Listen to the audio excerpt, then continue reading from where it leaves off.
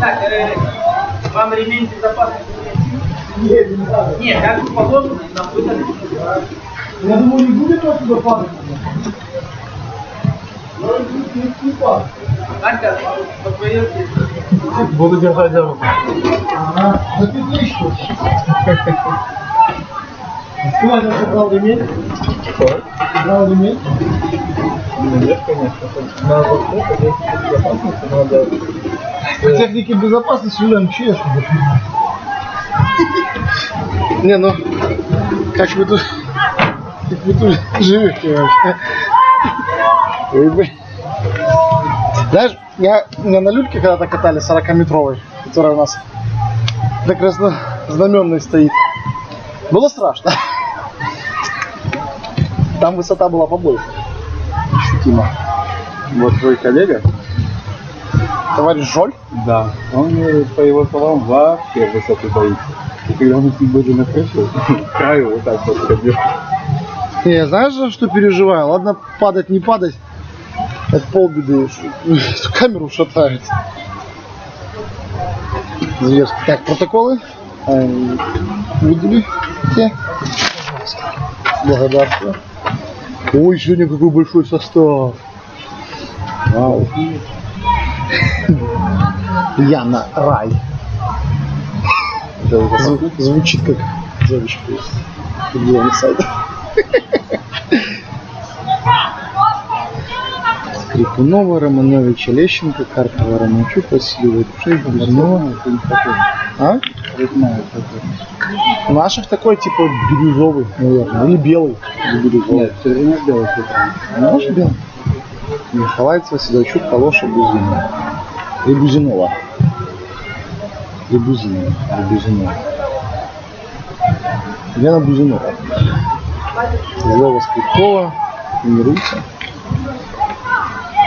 Рай, Чмарева, Качан и Груша. Мне нравятся витебские девчонки. Груша, Калоша. Все, что на шаг. Все, как я люблю. Тачкевич, Яковлева, Степенчук, Иванюк, Ложинский, Гаврила какая-то новенькая. Ну, то есть я не то, чтобы ее в протоколах раньше не видел, но просто в деле не видел. Через Ну, он не делает, как оно.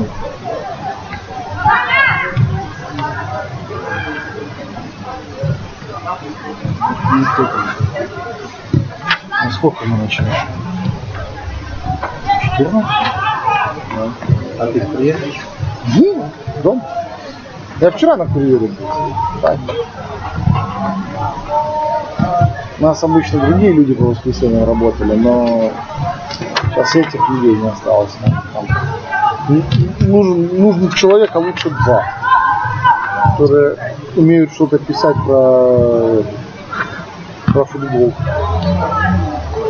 Прикинь, какая проблема найти в Бресте человека, который разбирается в футболе и умеет что-то писать. И хочет еще что-то подзаработать. Вот, ну, так, знаешь, разбираются многие, играют очень многие. Работать никто не хочет. Ну, это как сказать, работать никто не хочет.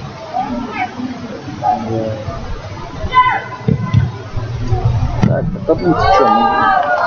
Соседи встречаются. Да, 8 Витебск, 9 Динамо. Только по очкам разница 16. 19 очков у Витебска, 3 у Динамо. Они же играют сколько у них кругов получается? 3 или 4?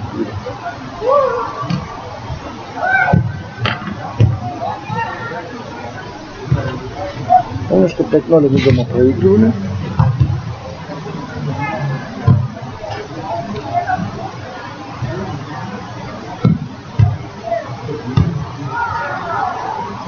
Нифига себе, БФФ, оказывается, есть это.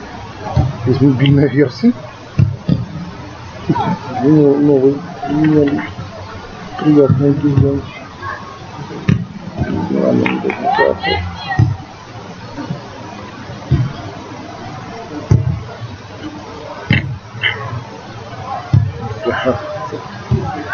Ну, есть второй лиги, а женских нет. Подробно. Ничего, это не ладно. Как обычно будем исходить из того, что у нас ничего нет.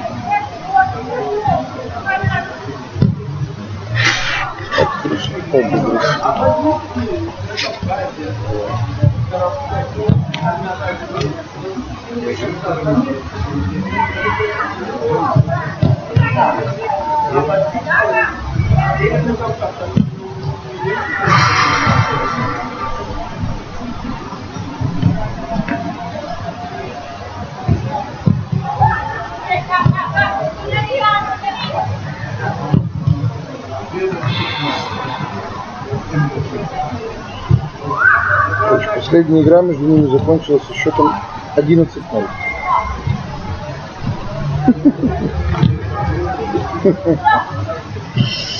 Ай-яй, ай-яй.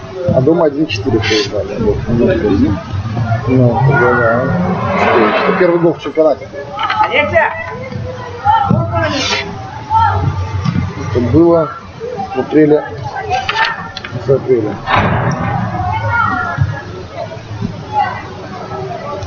В июле играли в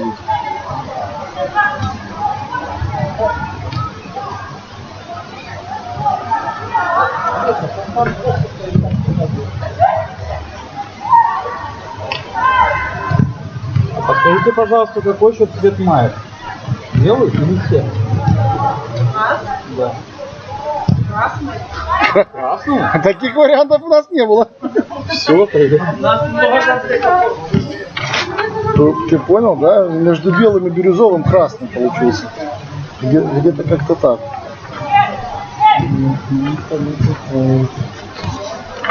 Ну, Витебская синяя, я так подозреваю. Да, я посмотрел тоже на YouTube, что у них какие-то тоже на выезде там синие. Они все время в синем играют, даже дома. У них больше комплектов, видать, нет.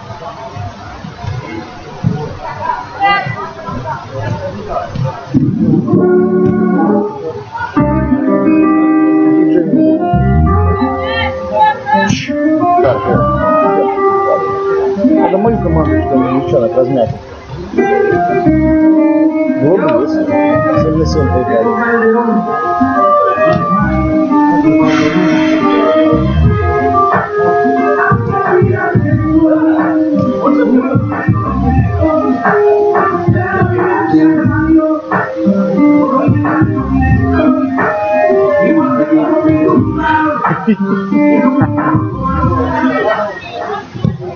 Няшно смотрит. Люблю женский футбол. Я так бегу, так... Моя Ира, когда решила со мной поспорить, что она меня в футбол обыграет, я посмеялся. Не, в реальной жизни. Самоубийца. Что на PlayStation у него было бы больше шансов. Ну, так я про это и...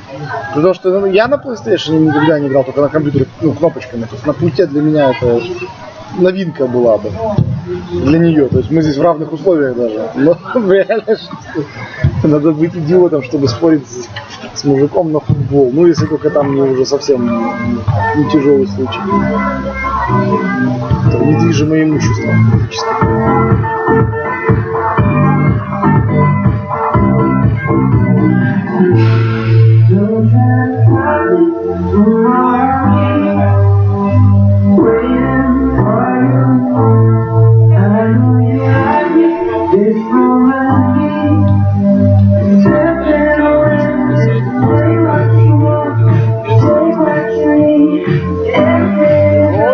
хвастаются. Хотя, по-моему, не сыграли уже.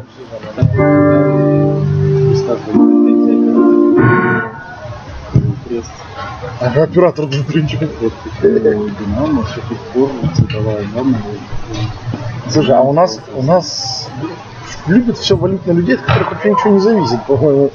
Скажите комментатору, чтобы звук поправил, оператору, чтобы майки переоделись. Такое чувство, что, знаешь, один человек за все отвечает, еще и клубу указывает, в какой форме им играть. Ну, странные люди, ей-богу. Чисто на Питере, когда не плохо. Ну, или там Ливерпуль тоже, у них же такая новая форма, как у Макдональдса. В стиле корпоративных цветов Макдональдса. Неплохо. Никто не жалуется. Не, ну, может, местные жалуются, мы просто об этом не знаем. Но наши фан-клубы почему-то молчат. В лучшем случае хвастаются. Смотрите, мы тут намутили, да. Странные люди, конечно, странные. Очень странные. Нет, просто мне на ютубе нравится, когда вот, ну, люди не понимают абсолютно, как устроен процесс, и только жаловаться могут. Мне на ютубе в прошлую трансляцию написали, почему, комментатор, почему вы не увеличиваете повторы? Типа не показываете повторы и с этим зумом. И уверен, что комментатор прям за это отвечает, блин. Тетки странные, ей-богу. Реально. Даже если бы у нас профессиональная камера была, это все равно был бы вопрос не к комментатору. Чтобы ставить повторы, еще режиссер нужен. Потому что, блин, пока ты будешь камерой крутить за шайбу, никакой повтор ты не поставишь.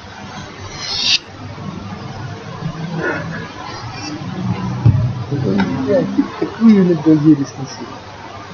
Хочется спросить, вы вылезли из какого сарая? Вот ты знаешь, что повторы с одной стороны, как надо выглядеть. Да, ни один, ни два, и ни три. Видишь, нашим людям не объяснишь. Тут еще в чем плохой пример? Потому что когда Ясное ТВ показывает, или КХБ там свою бригаду приводит, они что же это все на YouTube транслируют. Естественно, человек смотрит, ага, почему там, блин, из Орши идет пятикамерная там трансляция, а из Бреста там показывает одна камера и без повторов, и без зума.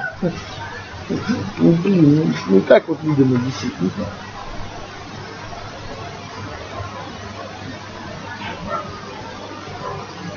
Сложная задача. По картинке так лучше стало, лучше.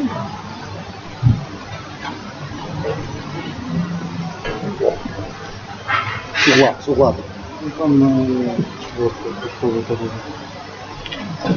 оно. Так фонари сверху мешали. Этот особенно по центру, который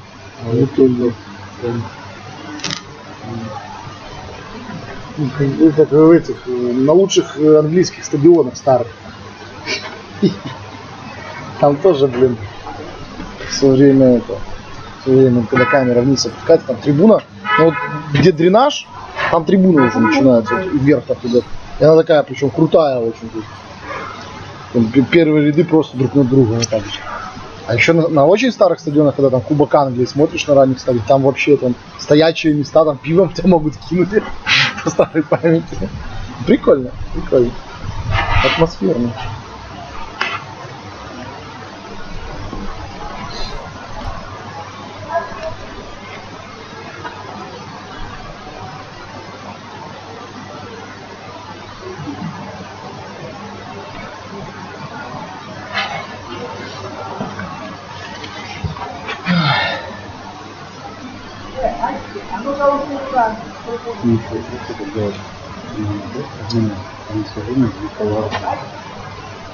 Ну, когда дело доходит, Да.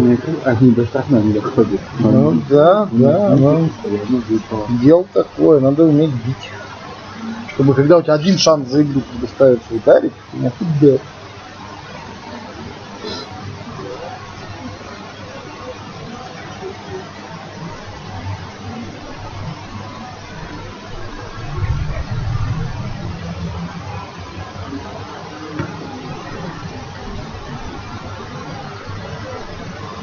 А, тут есть.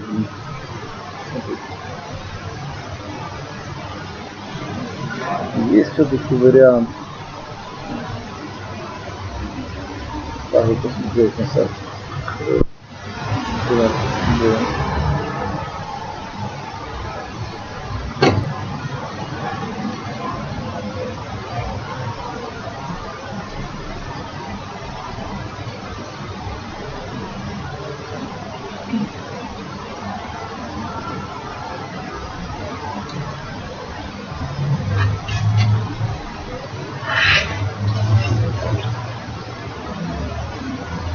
Мне нравится взаимозаменяемость у Динамо. Степинчук может играть в полузащите, в обороне, в воротах. В атаке там в принципе никто не играет, поэтому на своей половине поля любые функции. И первый обороняющийся хоть вратарем. Универсализм, да, я помню. Кавычки.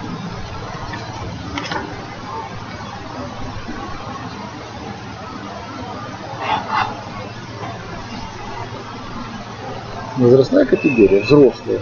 Вот рождение некоторых девочек в этом выставляется миллион. Едва исполнилось 18. Чикатило еще до сих пор не исполнилось. Как ни странно. Только через 10 дней. Этих все совершеннолетние было. А нет, Романович. 2005. Кто там? Кто здесь? Да. Хорошо, еще ветра нет и дождя. Сейчас Посмотрел погоду. Наверх посмотрел. Выдал, не называется. Ну, хорошо. Поэтому залез на самый верх. Очень радует. Комната осталась. Ну, если в 3 круга играют, то да, немного. Я не помню, как они играли, 3 круга или 4.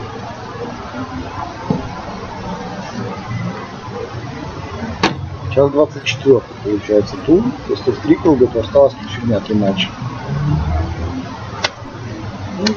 А если выпить сегодня... О, пересекор 29-го года. Матч. Да, 27, кстати. 3 круга. Динамо домашка 13 ноября аж. Динамо. Динамо бывший чемпион. Да, он одна домашка осталась.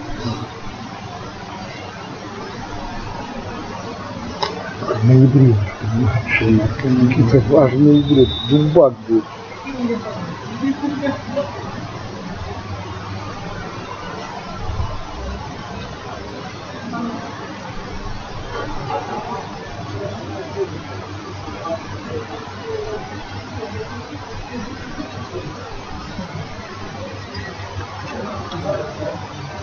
А что ты на выставили? А блин, тяжело подряд, знаешь, 2 эфира лупить. А еще если хотя бы один день и следующий, так что для 2 часа тут, потом еще 2 часа там, тяжеловато.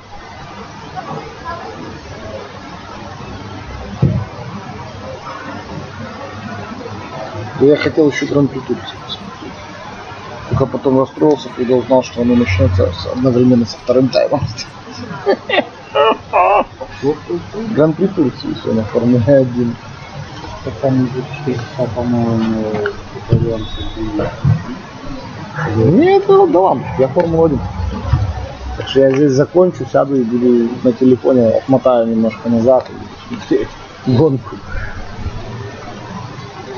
Нет, нормально. Детей выгнали, сейчас дети вообще на поле. Ух ты, у него удар лучше, чем у команды поставлен. Ну, ты видел? Не сильнее бьют, чем еще. Так нет, дети это все. У меня была фича, я в Кавердаках, когда жил, я просто выходил на поле, отрабатывал пенальти в одну и ту же точку. Вот 10 из 10 укладывал в правую от себя девятку. Вот 10 из 10 четко. Ну, от купи не делать было нехрен. Я вот именно в такую точку, где... Кавердаках была сетка, но... Команда? Нет, сетка, но... Сетка была. Ну тогда ладно. Там была сетка и за воротами, здесь заборы. Там было 7 призовых. То есть не так часто ты... Рома где-то табло раздобыл, нифига себе. Мы будем видеть, кого меняют. У Минска форму скоммунизм.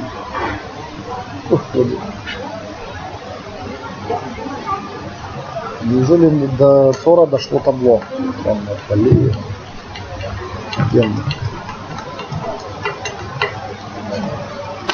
Ну все, заживем. В прошлый раз был?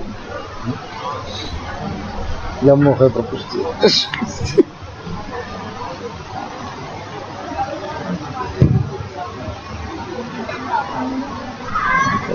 Утеплились.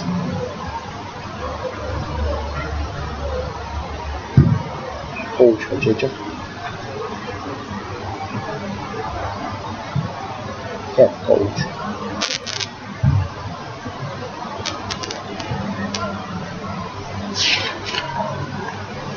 Наших замен много не будет.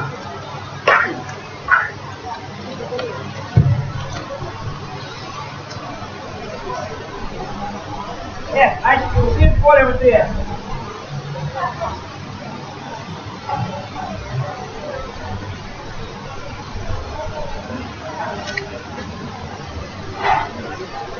Следи на был ничего.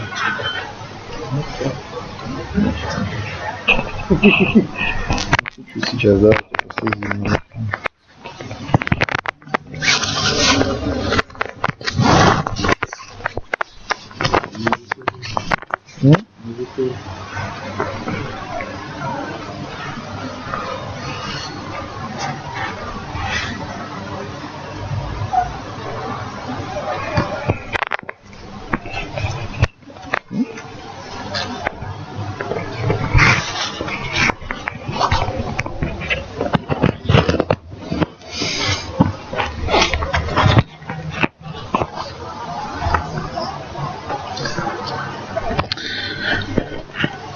Добрый день всем любителям женского футбола. У вас мало, но вы есть. И мы рады вас всех приветствовать на трансляции из Бреста, где через несколько минут «Динамо» сразится с Витебском. Довольно любопытный ожидается матч.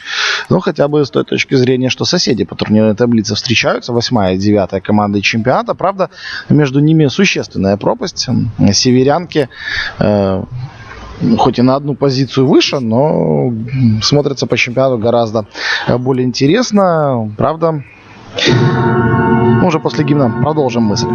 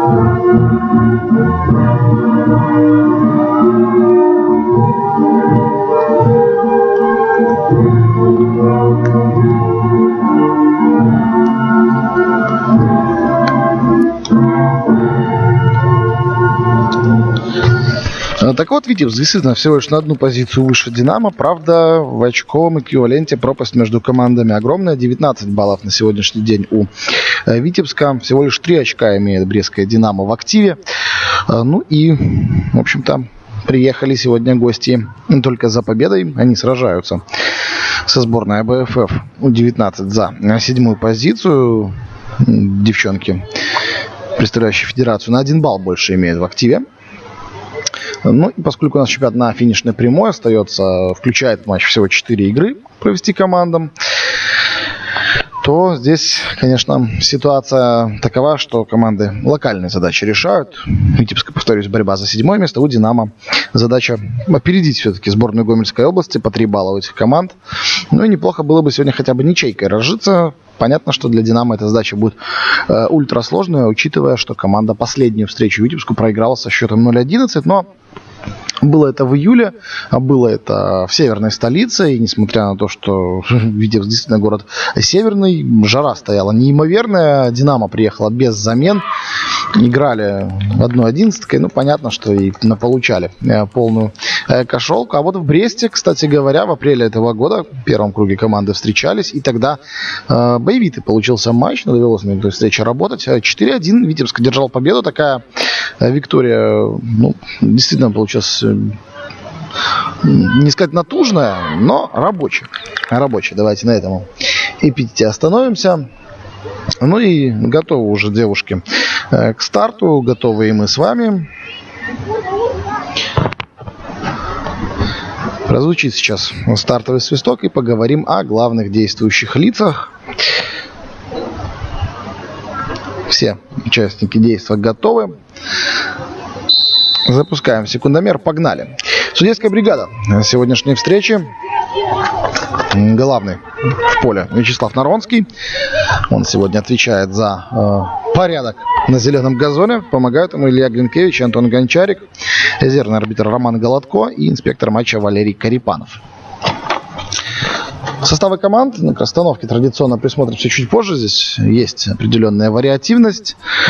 Особенно у «Динамо». У них каждый раз все по-разному происходит. Начнем с Витебска. Ангелина Скрипунова сегодня на последнем рубеже у гостей.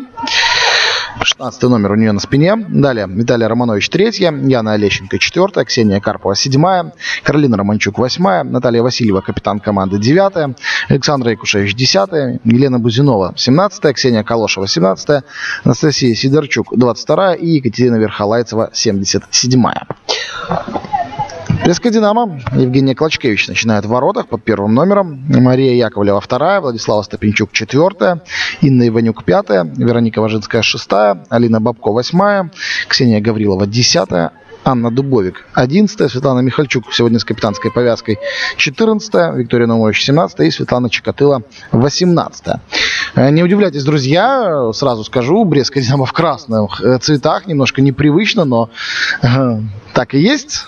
Витебск в более привычной синей форме, хотя обычно вот гости подстраиваются в какой-то мере под выездные цвета, под светлые цвета, но типчанки в темном. И первый момент, мяч залетает сразу в ворота. Что ж, вот такое начало весьма неприятное для «Динамо». Потерял Евгений Клочкевич, мне кажется, немножко ворота. И тут же дальний удар. Вот, к сожалению, не успел заметить, какой номер. Я думаю, на повторе удастся определить. Не объявляют, к сожалению, по стадиону, поэтому сложно сказать. Но вопрос в том, что голкипер действительно далековато вышла от линии, и уже на 3-й минуте Витебск выходит вперед. 1-1. Неприятное начало для Бреста.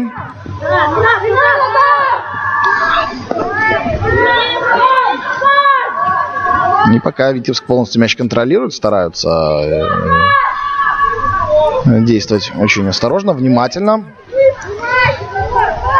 По флангу пыталась пробросить сейчас Ксения Карпова. Она сегодня на позиции такого правого латераля действует. Ну, не сказать, что в 4 защитницы играет Витебск. Скорее 3 центральных пока. Атакующий вариант. Опасный момент тем временем. Клочкевич досталось в столкновении. Нарушение правил фиксирует арбитр. Не права была Яна Олещенко.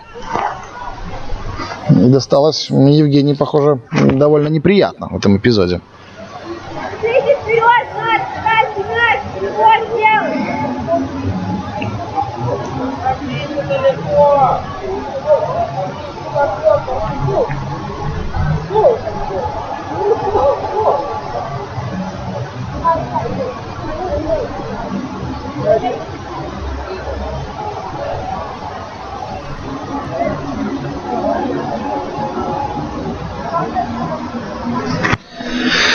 Ну, вроде бы все хорошо. Клочкевич смогла она продолжить игру, не потребовалось здесь замен. Правда, мяч у «Динамо» надолго не задержался. Приходится снова в оборону возвращаться.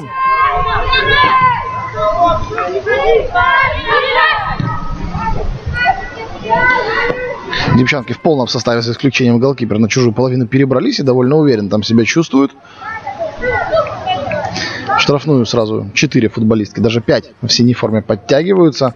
Но, правда, не удается доставить в центр штрафной мяч.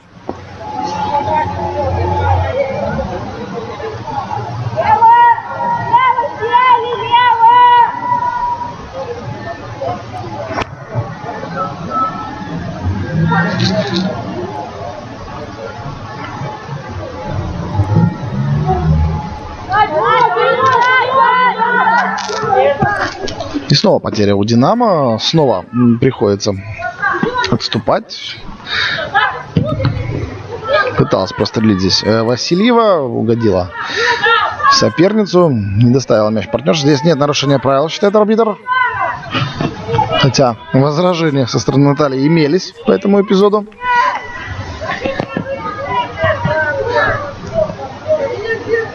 Подгоняют наставники обеих команд своих подопечных. Ну, не сказал я, да, кто возглавляет коллективы. Нина Жукова, главный тренер Брестского «Динамо». Антон Майоров во главе Витебска стоит. Клочкевич тем временем забирает прострельную передачу. Довольно спокойно ликвидирует момент.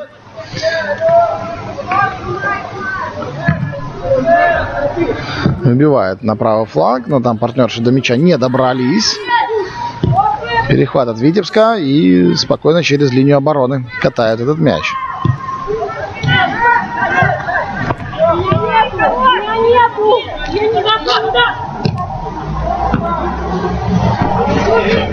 Ошиблась передача Верхолайцева, но, правда, и ответила тем же Гаврилова, поэтому снова атака у Витебска.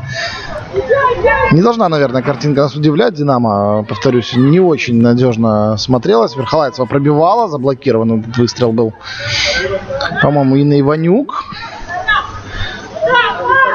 И уже Васильева, ну, не самый сильный удар, не самый проблемный для голкипера. Клочкевич спокойно забирает мяч в руки. Убивает не точно, однако здесь ошиблась немножко и Романчук. Много борьбы. И аут в пользу «Динамо».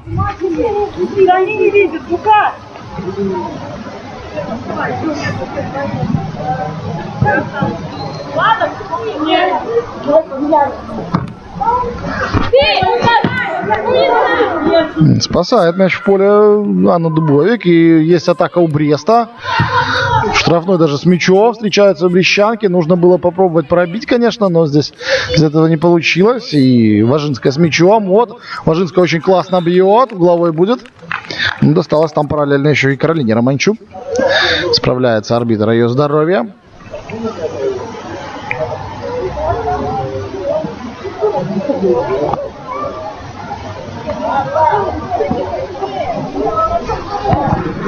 Отметим, что динамовки выбрались в атаку и выбрались довольно удачно в целом.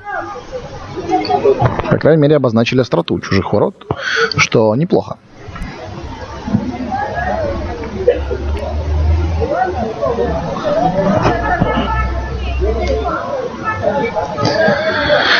Посмотрим на корнер. Исполняет его та же Важинская. Навес центр штрафной. Никто до мяча из партнерш не добирается. Разжимается витебская пружина. Приходится «Динамо» мяч сохранять. Важинская снова вперед. И неплохо. Смотрите, добирается там Дубовик. Но нет, офсайд. Офсайд все-таки у Анны. Но повторимся, что пытаются смелее действовать брестчанки. Это хорошо. Для интриги нам это надо. Не хотелось бы видеть, конечно, матч в одну калитку. К сожалению, таких поединков в женском чемпионате страны довольно много.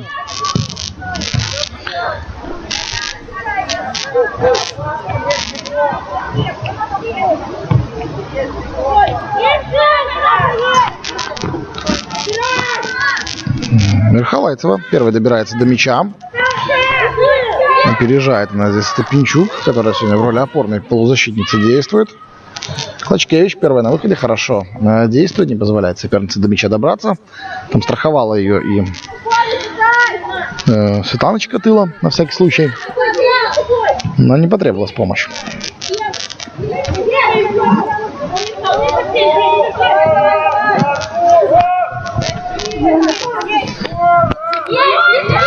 центре поля Брещанка мячом владеют. Почти получилась эта стеночка, но чуть-чуть совсем не дотянулась Виктория Наумович до мяча.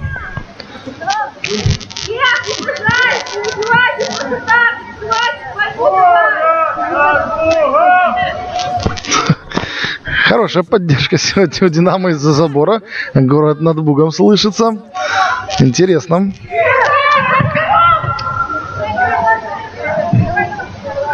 Ну, почему бы и нет. Случайные прохожие тоже начинают интересоваться женским футболом. Гражданин, причем и в цветах соответствует команде, тоже в красном. Любопытное такое наблюдение.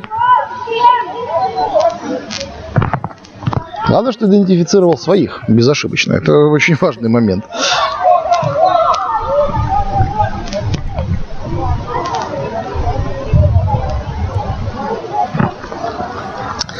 Присмотрелся я так более-менее к расстановкам команд. Можно уже какие-то определенные выводы по первым минутам сделать.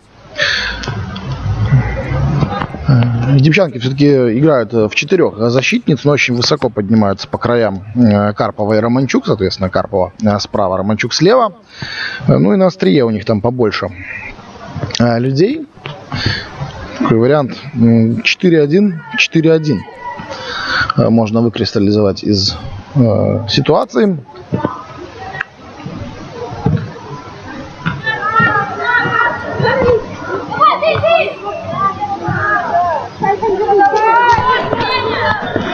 Здорово здесь обокрала Гаврилова Верхолайцеву. У Бреста тоже 4 защитницы в этом матче. Но при этом акцент больше сделан на центр поля. Не то чтобы контроль там сохранить. Впереди только одинокая Анна Дубовик, которая при обороне довольно низко действует. Вот сейчас Дубовик как раз и зарядила соперница весьма неприятно. Каролина Романчук высказала свое негодование.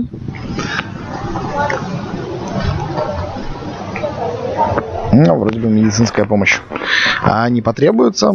Все нормально. Сможет 8-й номер Витебской игру продолжить. Как и подруга по команде Ксения Карпова с другого фланга прибежала и готова этот штрафной как-то разыграть, попробовать. Наверняка заброс в район штрафной линии. Да, так и есть. Там в спину Олещенко мяч попадает, но удачно отскакивает, подбирает его Васильева. Падает в штрафной, кстати говоря, и Елена Бузинова, но пенальти не будет. А вот уже Романчук возвращается в игру. Хорошо забрасывает штрафную Васильева. Попытка перебросить голкипера, но вместе с ним перебрасывает капитан Витебска и ворота тоже.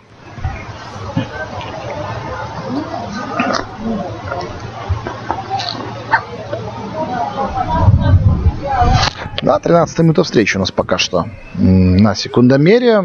0-1. Витебск идет. Быстрый гол получился. Но после этого так особо угроз Владимира Клочкевича мы и не видели.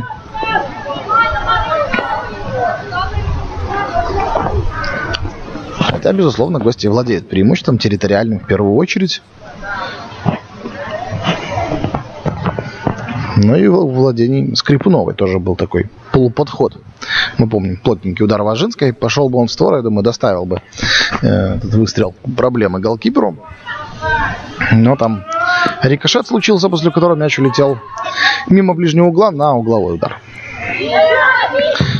Хороший выстрел в исполнении Анастасии Сидорчук. Блокируют его защитницы «Динамо». Самоотверженно поднимает мяч на себя.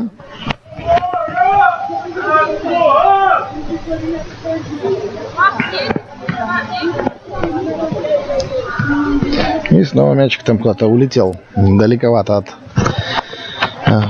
поля. Нету у нас в женском чемпионате бойболов или герлболов, не знаю даже. Поэтому девчонкам приходится самим бегать в случае дальних вылетов. Нарушение правил. Довольно перспективный стандарт в этот раз. Верхолайцева его зарабатывает.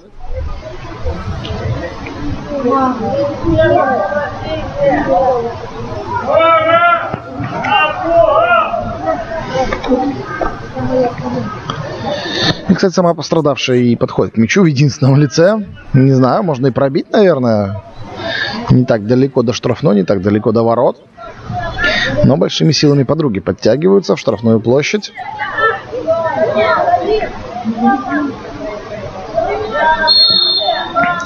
Свисток, Верхолайцева разбегается и на дальнюю штангу мяч грузит. Там откликалась на него Александра Якушевич, но удар получился неточным.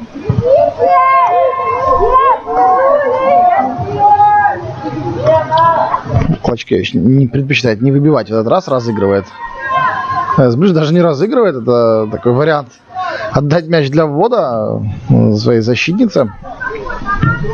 Но спорный вариант. Мог это арбитр расценить и как розыгрыш мяча, и уже могли бы прессинговать тогда футболистки Витебска. Нужно такой двусмысленности избегать, конечно.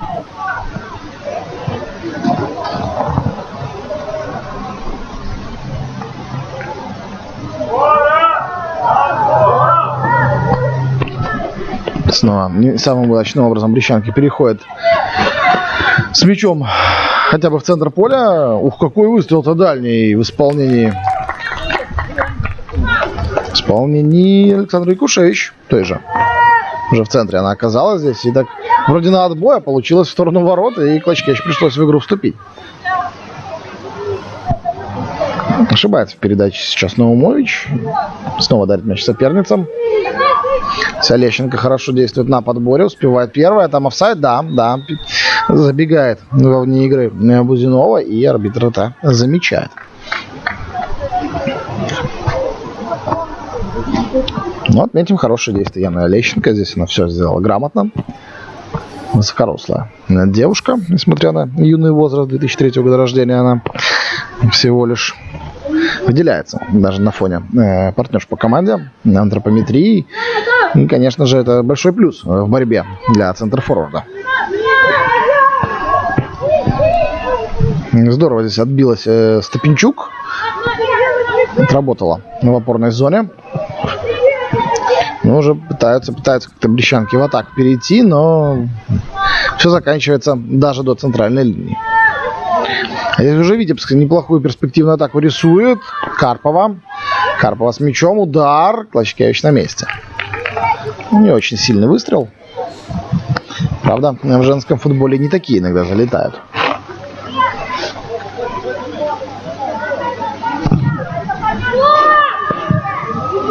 Ошибается Карпова на перехвате, но 2 в 3 атака, нет численного перевеса у Динамо. Правда, и капитан Витебска тоже ошибается. Наумович на партнершу Яковлева. Включает Гаврилову. Снова Наумович с мячом, побежала вперед. Есть вариант навеса или будет с подругой обыгрываться дальше. Да, на Гаврилову. Гаврилова в центр штрафной. Там 2 брещанки против 1 витебчанки, но справляется Калоша. И уже контратвет северянок. Верхолайцева, у нее на фланге совсем пусто. Олещенко в центре эту атаку поддерживает. Где-то там и Бузинова тоже. Верхолайцева в штрафную входит. Удар, но мимо ближней девятки, скажем так.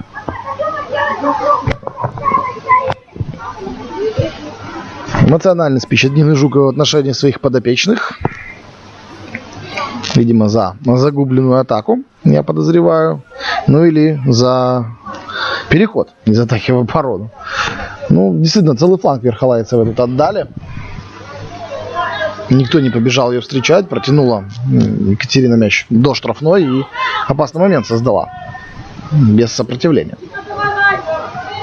Здорово отборолась Бузинова. Есть вариант поделиться с подругами мячом. Нет, пока выжидает Елена. Стягивает на себя внимание. И назад на Романчук. Ну, не самое лучшее продолжение атаки, как мне кажется. Романчук ближе к штрафной площади.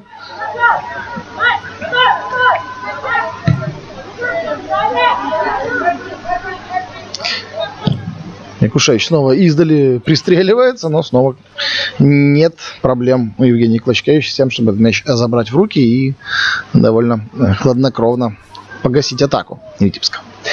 Клочкевич сбрасывает мяч низом, опасненько здесь действует Степенчук и ошибается. В итоге пытается Владислава свою ошибку отработать, но может нарваться на штрафной разве что. Слишком рискованно разыгрывали атаку, пробивает Сидорчук. Клочкевич на месте. Но пока за исключением первого удара в створ, который стал голевым, Витебск не особо напрягает. Евгений Клочкевич. Такие рабочие, в общем-то, удары, берущиеся вполне себе.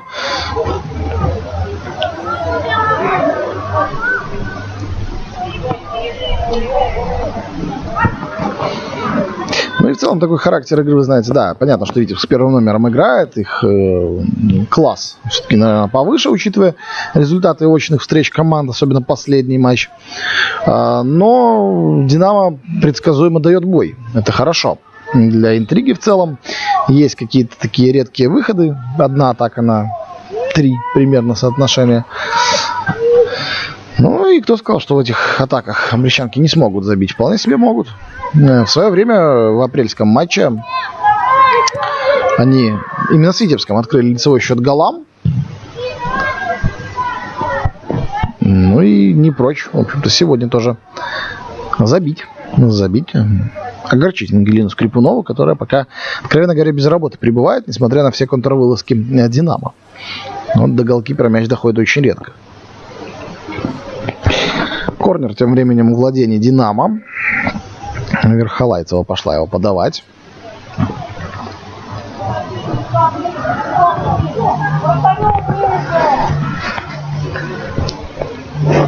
Выискивает партнер глазами. Подача в центр. Клочкевич, не знаю, коснулась рукой, да.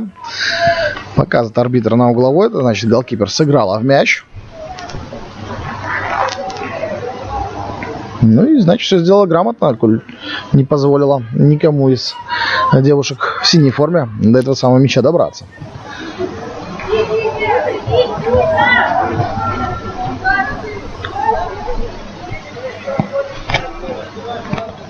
Да, конечно, столбы нам тут в картинке немножко мешают.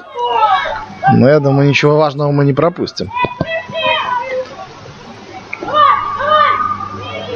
Штрафную зону зашли вместе с мячом. Очень неплохо. Правда, жестко брестчанки встретили соперницу и смогли пока что отбиться. Получится ли контратака? Дубовик набирает скорость, поддерживает ее подруги. Но 3 в 4. И неудачное действие это от Анны. Зря, получается, бежали сейчас по флангам Важинская и Наумович.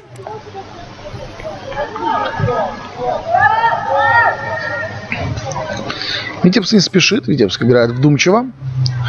Не прочь мяч подержать, покатать через оборону. Лоша вперед. Получает Ксения сразу несколько упреков, что нужно быстрее с мячом расставаться.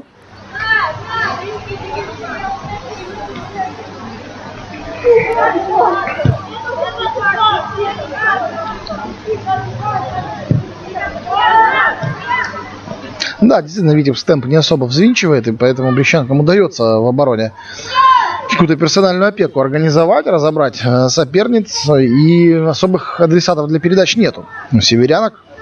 Поэтому так вот катают в обороне между собой, между четверкой. Ну, поднеслась вперед Якушевич. У нее хороший дальний удар, который она нам уже дважды продемонстрировала в этом матче. Для нее и 30 метров не расстояние, может пробить, если дадут плацдарм, пока не дают. Опустилась вниз и Васильева. Не защитница, но пока вот в роли такого оттянутого диспетчера действует капитан Витебска. Как раз она с мячом. Заброс на Олещенко, но там Клочкевич. Первая на выходе и спокойно забирает игровой снаряд в руки. И снова нет адресатов. Снова придется Евгений, видимо, сильно просто на отбой действовать, что и происходит, да. Побороться там, конечно, Дубовик сможет. Кстати, не зря поборолась, но ошиблась уже подруга по команде. Выбила мяч в аут. Мария Яковлева. Не очень удачный прием оказался.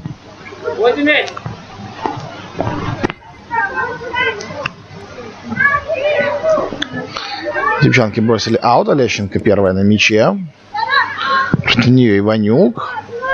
Делится в пользу Сидорчук Яна, но Анастасия мяч за лицевую выпускает.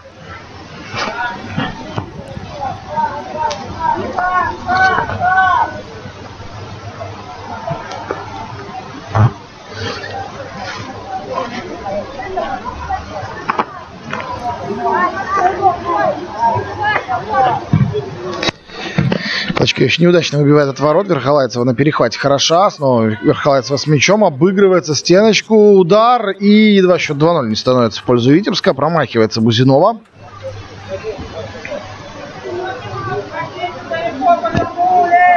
Хороший был плотный выстрел, но мимо створа он пошел.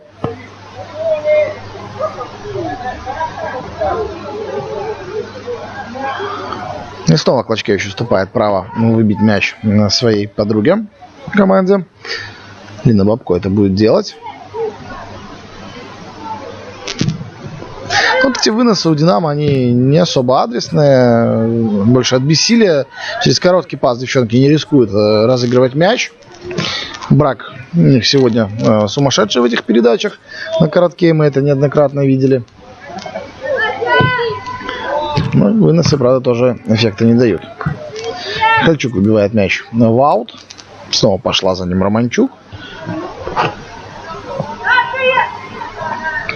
Ищет Каролина варианты, пока не особо предлагают себя ее партнерши. И снова практически в полном составе, за исключением голкипера Витебск на чужой половине поля. Калоша. Просит Олещенко там на острие эту передачу. И, кстати говоря, отличная была позиция у Яны, но Калоша ее не заметила. Сильный пас в исполнении Некушевич. Не добирается до этого мяча Карпова. По задумке неплохо, но исполнение немножко подвело. Слишком уж мощную передачу выдала 10-й номер Витебска своей подруге по команде. Продолжаются эксперименты у «Динамо» с выносом мяча от ворот. Решили перенести точку того самого выноса. Удар. На Наумович. Наумович проигрывает борьбу Романчук. И уже Верхолайцева здесь пробует пробить. Пробует за шиворот Клочкевич забросить. Но Евгения на линии ворот этот мяч ловит. А почему бы и нет?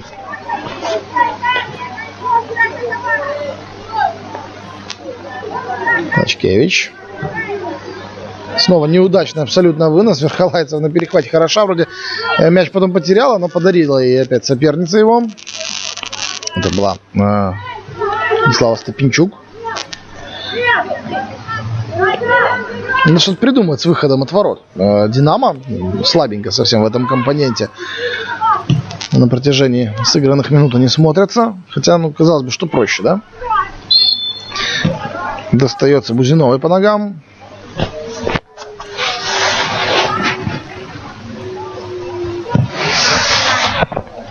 Будет еще один довольно перспективный стандарт. И уже Каролина Романчук будет мячом распоряжаться, я уверен. Куда-то в район штрафной она его направит.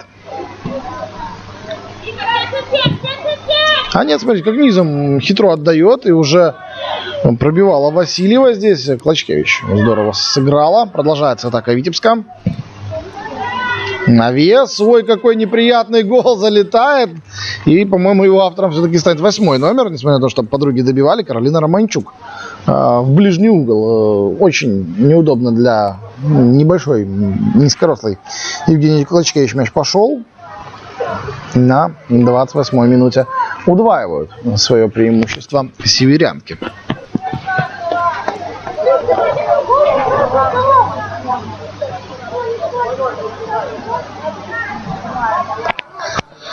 Да, вот так вот два раза, по сути, за спину вратарю и зашвырнули мяч гости. В женском футболе эти голы залетают довольно часто. Все-таки девушки у нас миниатюрные, хрупкие. А ворота такие же, как и для мужчин, по сути. Тяжело с невысоким ростом доставать выстрелы, доставать их из-под перекладины. В ближний угол залетело сейчас. Еще один момент, и блокирует удар Виталий Романович защитница, и нарушение правил уже со стороны северянок.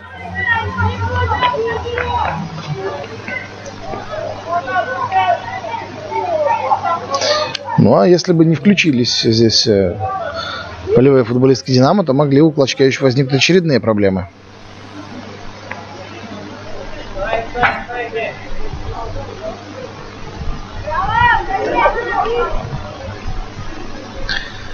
Снова вынос от своих ворот, но уже хороший пас вперед. Правда, здесь на перехвате здорово действует Якушевич.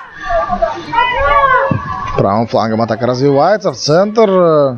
Здорово разворачивает, как с мячом здесь Бузинова. Но запутались в собственной комбинации. Игроки Витебска вариантов для удачной скидки не нашлось. В итоге потеря. Потеря с обороткой. Дубовик пытается что-то придумать впереди, но она там совершенно одна, подруги далековато. Она неплохо действует и угловой зарабатывает. Это в данной ситуации максимум, наверное, из того, что можно было выжить. Так что респект 11-му номеру Динамо. Она сделала все, что могла в этой ситуации.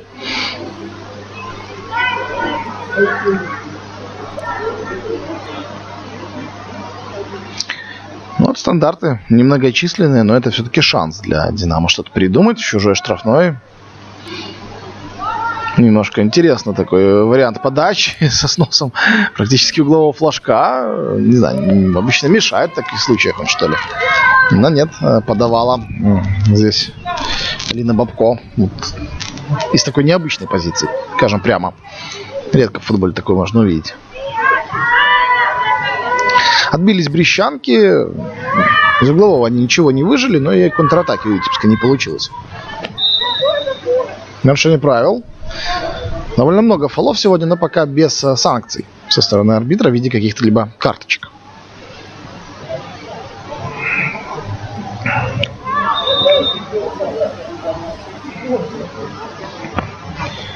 Получают там полезные указания от Антона Майорова, его подопечные, пользуясь тем, что штрафной рядом совсем с витебской скамейкой. Но и арбитр предложил не спешить с розыгрышем. Повторить его придется.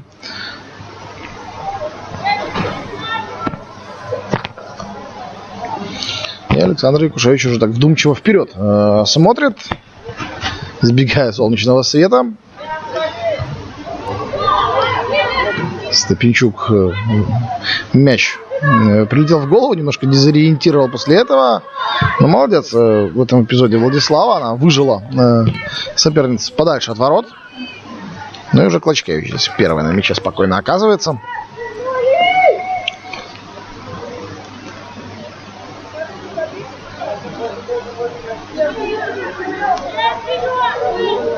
Бей вперед, советует Евгений.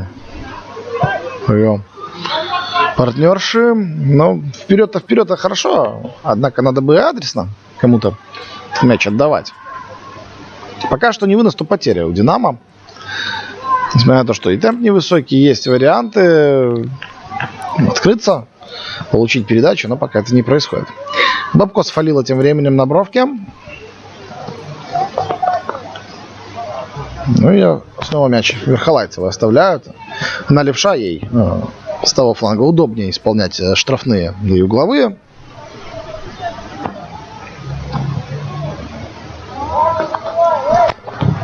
Навес, ну, такой от души навес в исполнении Екатерины Верхолайцевой. Без шансов даже для подруг по команде добраться до этого мяча.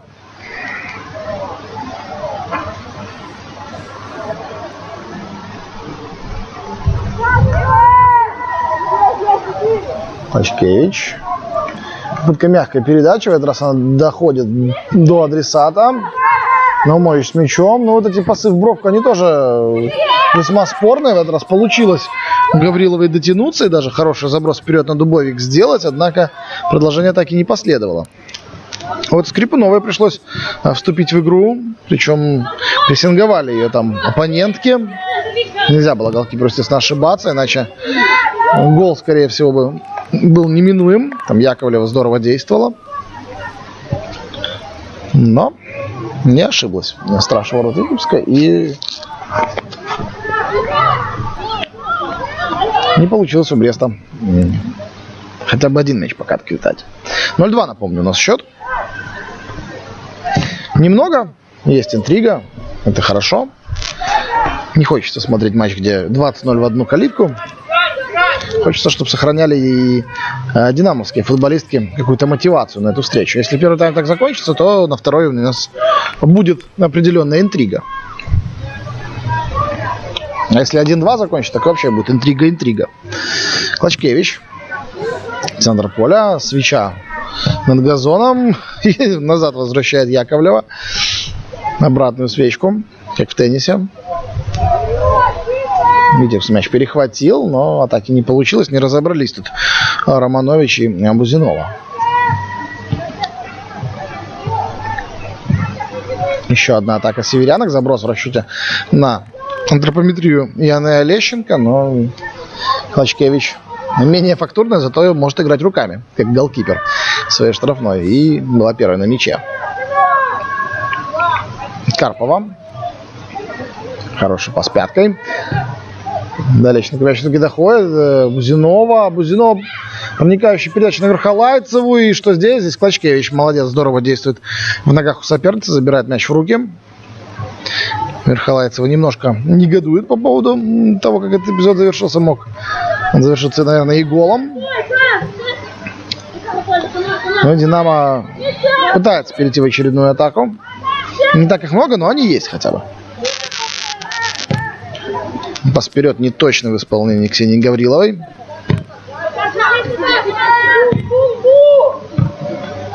Снова хорошая попытка перевести мяч на Олещенко. Но там Инна Иванюк здорово действует на втором этаже. Много борьбы. Не стесняются девушки друг друга так довольно жестко попинать, что называется. Потолкаться, локтями поработать. Но почему нет? Напряженный характер встречи. Я думаю, у Динамо тоже есть определенное, скажем так, не то чтобы реваншистское настроение, но определенная мотивация сыграть лучше, чем 0-11 в июльской встрече. Ну, все-таки после 1-4 дома 0-11 были довольно неожиданными. Понятно, что Витебс, наверное, на победу наиграл. И с таким счетом обсуждать нечего, но могут же лучше играть брещанки, правда? И мы надеемся, что сегодня они нам лучшую свою игру покажут. Пока ничья вполне возможна еще. Времени полно. Но нужно использовать свои моменты и стараться не ошибаться в обороне.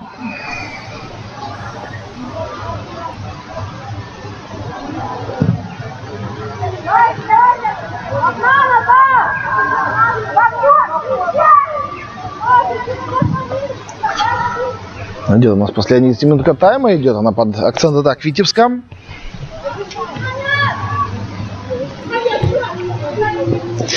Контрвыпад Динамо тоже рисовался, но немножко затормозили его девушки и потеря в центре поля. Васильева здесь здорово разобралась. Не стала лезть вперед, не стала нарываться на свою потерю и через защитниц сохраняет контроль над мячом. Снова Васильева. Есть перед ней определенный плацдарм, заброс вперед. Хорошая передача оказывается на выходе, но помешали здесь Бузиновой проткнуть этот мяч себе на ход. И Клочкевич его забрала. Отметим передачу капитана Витебска. Здорово она заметила партнершу, и та здорово открылась в нужную позицию. Степенчук. Не сумели брещанки мяч сохранить надолго.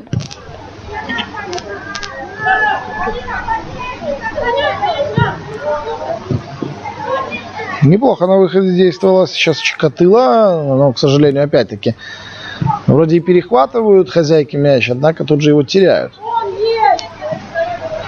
В итоге все эти полезные действия сводятся на нет. КПД этих перехватов практически нулевой, поскольку сразу за ним следуют потери. Заброс на Олещенко. Здесь Клочкевич не разобралась с Чикатило. И в итоге опасный момент организовали сами себе брещанки. Вроде бы голкипер была первой на мяче, но то ли голосом не предупредила, то ли Чикатило уже так прям настроилась выбивать этот мяч. В общем, помешали друг другу. В итоге угловой для Витебска.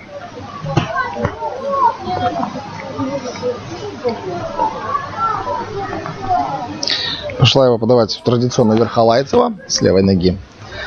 Закрутит сейчас, я уверен, куда-то в штрафную.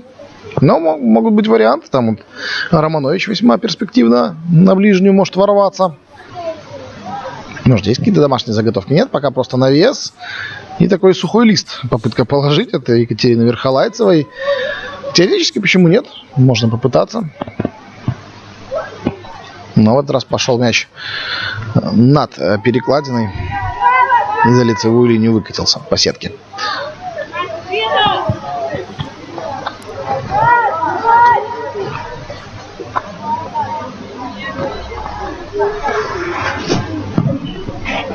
Очередной вынос от ворот, очередной раз потеря. Но уже ошибаются и северянки тоже.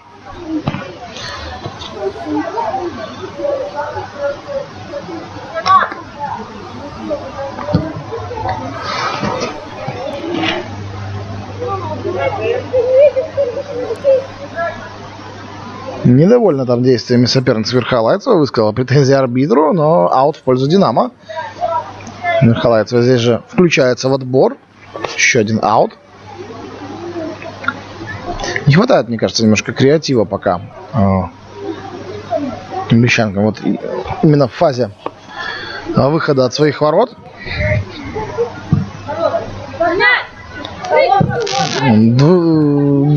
Две футболистки в красном сейчас помешали друг другу.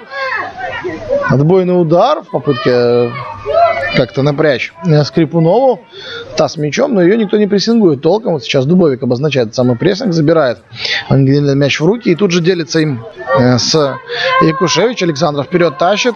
Есть там определенный разрыв в линиях. Много брещанок на чужой половине оказалось вдруг. Из-за этого центр поля просел. Бузинова обыгрывается Антоненкова. Иванюк на перехвате. Здесь едва не ошибаются хозяйки. Однако удается мяч сохранить. И снова их атака, но снова без преимущества по количеству штыков. Убивает мяч Романчук на соперницу. Выходит из офсайда брещанки, потому что совсем уж некому передачу было с фланга отдавать. Там Наумович искала варианты, но не нашла. Ну и мячик там застревает между забором и скамейкой запасных Витебска. Надо как-то его забрать будет потом. Запасного, повторюсь, нету. Тут болбоев или герлболов нету. Надо лезть за мячом. Что делать? Прямо как в дворовом футболе. Ну вот, достали. Достал кто-то из запасных футболисток Витебска игровой снаряд.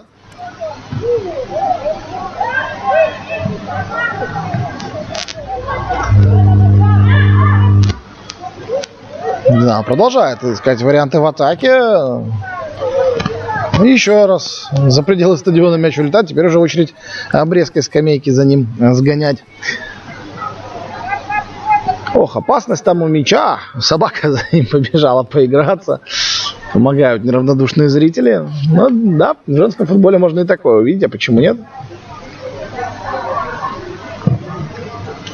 Ну, предложила Ангелина Скрипунова другой мяч взять, который за воротами у нее лежал. Только у вратарей такая привилегия есть, похоже.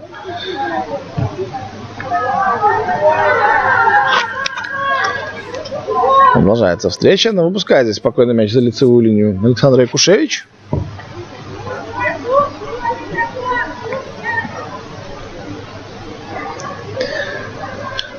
Немного времени у нас остается до перерыва. 0-2, напомню, Витебск ведет. Если вдруг кто забыл. Но такие голы получились не самые очевидные, в не самых очевидных моментах. Бывали у Витебска атаки и получше, но они голами не завершились. 2 раза в итоге Евгения Клочко такой за шиворот пропустила. И эти 2 гола пока позволяют северянкам вести в счете.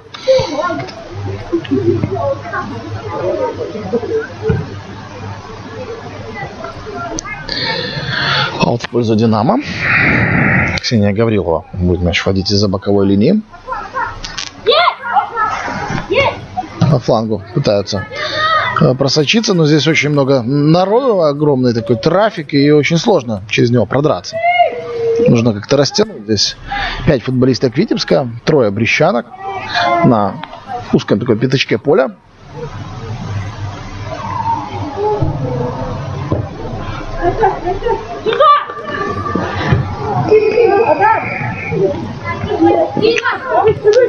Так, контроль Брещанки сохраняют, но ненадолго ошибается Степенчук. Правда, Витебск пока не может толком в атаку выйти из обороны. Только такой вариант на Олещенко. Иванюк с мячом отдает на голкипера. Прессингует Яна Олещенко. Брещанок. Гаврилова. Едва не ошибаются. Смело пошла в отбор Верхолайцева. Но мяч не перехватила. И тут скоростной забег. Успевает его выбить Романчук. Не проиграла в скорости она Веронике Важинской. Ну и ничего не добавляют судьи. Первый тайм завершен со счетом 0-2. Витебск в роли лидера уходит на перерыв. Отдохнем и вернемся на стадион Брестского Цора. Посмотрим вторую половину. Интрига в матче сохраняется.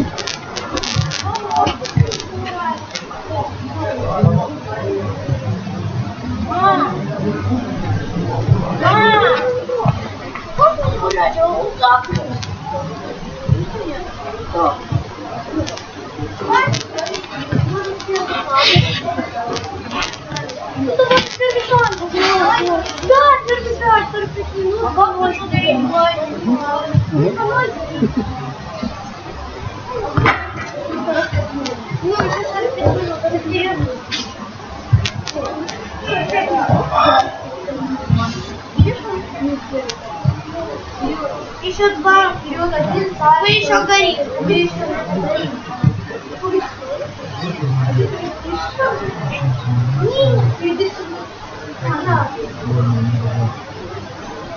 Сейчас будет вода. Тут еще будет горит. Воды можно?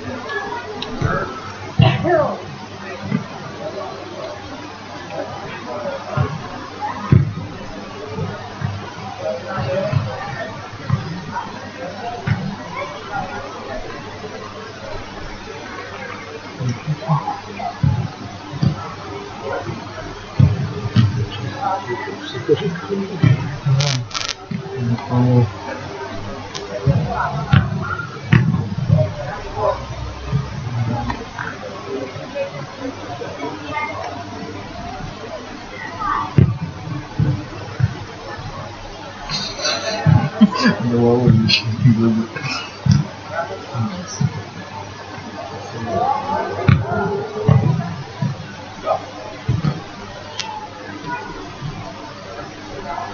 Ногой? Если защитить. Нет, ну да. Голову защитить.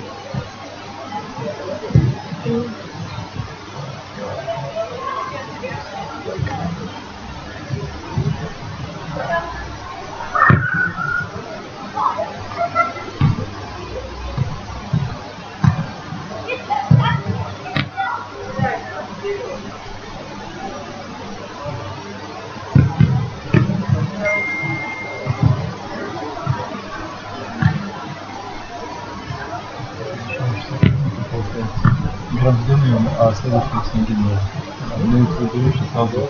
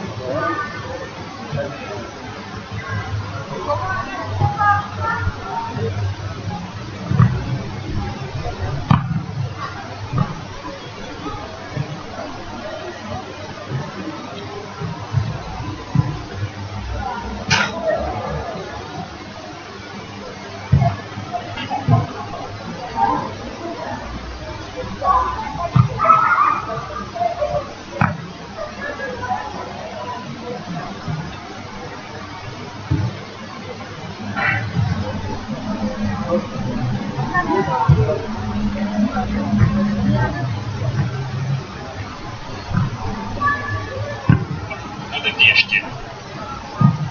Во всем остальном наверняка будет очень. Что, погнали?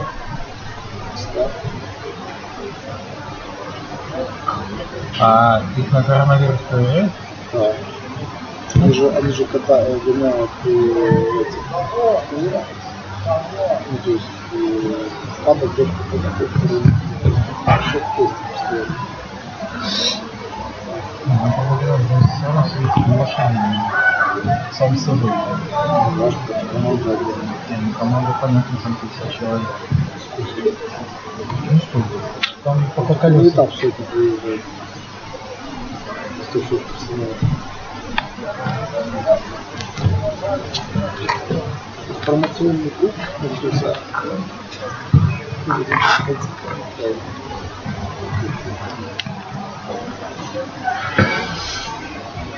Короче, все поехали на краю 2000 резин.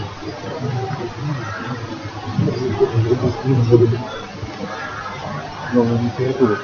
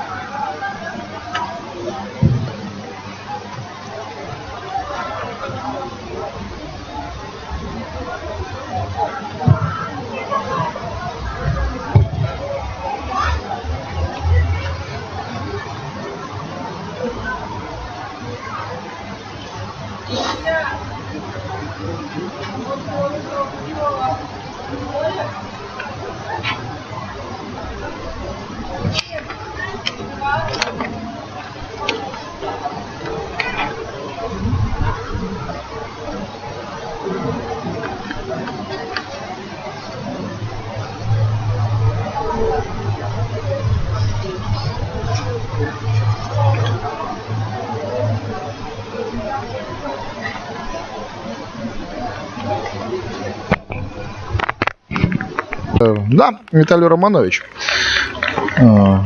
заменила такой броской салатовой повязкой. Анастасия выходит, явно что утеплилась. И пошла на правый фланг полузащиты. Здесь все-таки пониже будет Ксения Карпова действовать. Но Анастасия готова повыше к атаке сыграть. Поехали, второй тайм начался. Напомню, 0-2 у нас после первых 45 минут встречи. Ничего там, кстати говоря, арбитр не добавлял. Поэтому с таких цифр начинаем. На второй минуте Наталья Васильева отличилась, на 26-й Каролина Романчук. Я все-таки не заметил там, что на 28-й минуте кто-то подкорректировал ее удар. Казалось, что мяч пересек линию именно по прямой. Потом уже партнерши добивали, когда мяч в сетке оказался. О составах команд давайте тоже, раз уже про замены сказали. Пока опасный здесь момент, и как же промахивается по мячу Анастасия Сидорчук. Это, конечно, не промах в полной мере, но не так она хотела пробить явно, и сразу так немножко за голову могла бы схватиться. Не самым лучшим образом вставила ногу под эту передачу с фланга. В итоге Клочкевич сумела мяч догнать в углу ворот. Но я уверен, что 22 номер хотела получше все исполнить. Не получилось. Итак, о составах. Давайте, наверное, начнем с «Динамо», поскольку у них замен нет. Потом уже с учетом рокировок о Витебске тоже поговорим. У «Динамо» Евгения Клочкевич, которая уже вступила в игру. Она под первым номером сегодня на последнем рубеже действует. Тем не менее, навес. Игруша вступает как раз-таки в игру, откликаясь на эту подачу с фланга. Линия обороны у «Динамо» выглядит сегодня следующим образом. В центре Инна Иванюк 5-я и Светлана Чикатилова 17-я. По краям, соответственно, Алина Бабко слева 8-я. И справа действует Ксения Гаврилова под 10-м номером. Повыше в опорной зоне играет Владислава Стопенчук под 4-м. Еще чуть повыше нее по центральной оси Мария Яковлева 2-я. По краям, соответственно, Виктория Наумович слева 17-я. По крайней мере, сейчас она слева действует. Но поменялись они флангом с Вероникой Важинской. Та под 6-м номером играла слева, теперь справа. Ну и в роли единственного центрфорварда Анна Дубовик под 11-м номером. Витебск в воротах Ангелина Скрипунова 16-я. Линия обороны следующим образом выглядит здесь без изменений. 10-й номер Александра Якушевич. В центре она действует с Ксенией Калошей под 18 номером. По краям Ксения Карпова 7-я, Каролина Романчук 8-я. В полузащите в опорной зоне играет Наталья Васильева, капитан команды. Она такой свободный художник, по большей части не строго соблюдала эту именно опорную зону. Разгоняла атаки и по флангам в том числе. И сама отличилась голом, отнюдь не по центру. Так что ей такую условную позицию припишем. Анастасия Игруша, вышедшая во втором тайме справа в полузащите. Слева, соответственно, играет Екатерина Верхолайцева под 77-м номером. Повыше к атаке Елена Бузинова 17-я и 22-я Анастасия Сидорчук. Ну и в роли такого таранного форварда Яна Олещенко под 4-м номером. Вот такой ростер во втором тайме сейчас у Антуана Майорова. Одна замена пока что. Ну, давайте уже запасных тоже всех представим. Дарья Козлова, Елена Скрипкова, Маргарита Мируца, Яна Рай, Евгения Кучмарева и Елизавета Качан. Это те девушки, которые могут выйти у Витебска, усилив на определенных позициях игру команды. У «Динамо» Олеся Гутник, Карина Черец, Диана Хвисько, Кристина Климчук и Вероника Толкун. 5 всего лишь девушек в запасе.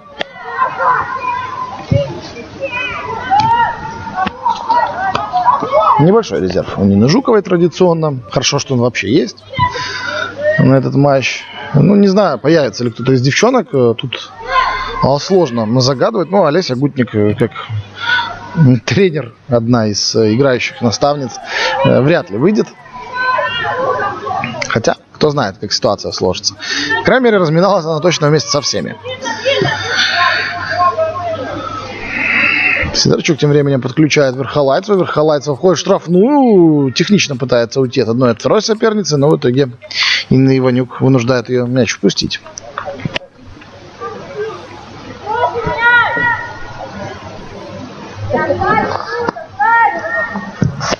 Клочкевич в центр на Стопинчук. Стопинчук отбрасывает на Гаврилову. Ксения тут же попадает под прессинг Верхолайцевой. Однако вперед выдает передачу на Важинскую. Но здесь Стопинчук снова неудачно действует. Там по пикам этот мяч скачет. Надо бы его еще проверить, не спустила ли. Запросто можно было продырявить после такого удара.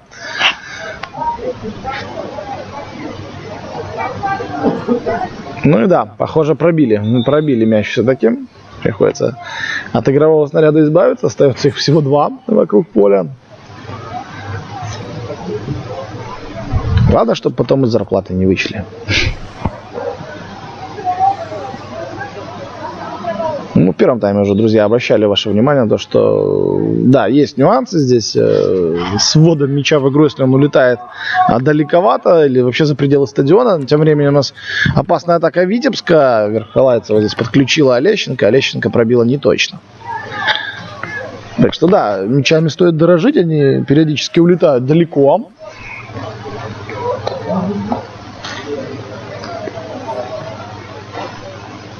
Ну, приходится девчонкам за ними самим бегать.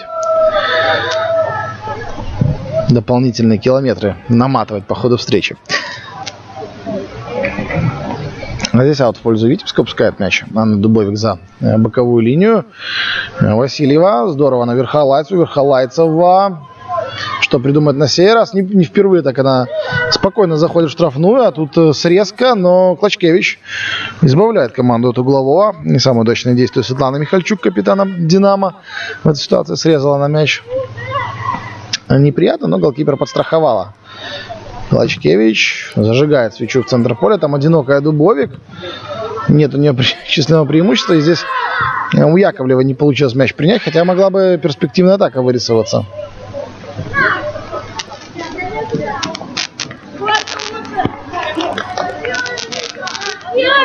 Игруша бросила мяч из-за боковой. Узинова с Игрушей отыгрываются. Пытались подключить здесь Сидорчук. Настя здорово включилась в отбор. Игруша.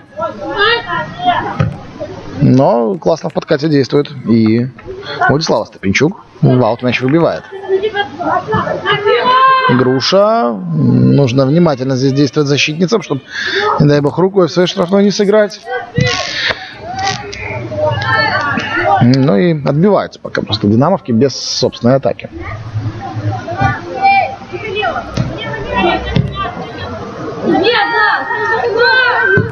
Игруша. Хорошая передача, проникающая на Сидорчук. Что придумает Анастасия? Не сумела она переиграть Чикатило. Глова лишь заработала.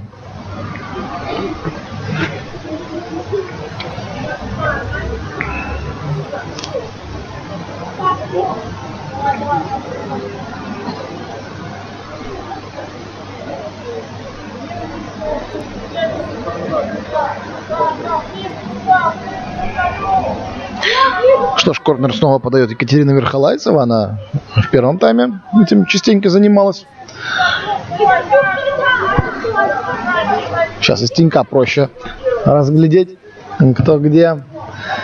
Крутит снова на дальнюю штангу, и там выбивает мяч Важинская. На еще один угловой, уже с противоположного фланга.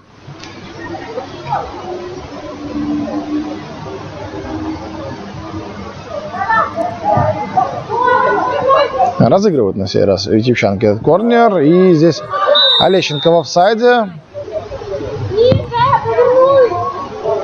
Не успела выйти 4-й номер Витебска с положения вне игры, не успела забежать за спину защитницам. Хотя, если бы сделала это чуть раньше, возможно, и до мяча бы добралась. А там и, чем черт не шутит, получился бы удар по воротам. Стопинчук, вперед заброс, безадресный. Нужно бороться за этот мяч. А Дубовик, что она и делает, но тяжело было переиграть в этой ситуации. Ксению Калошу. Ксения снова с мячом, запускает по левой бровке. Попытка, точнее, была запустить по левой бровке свою подругу по команде. Мяч в аут ушел.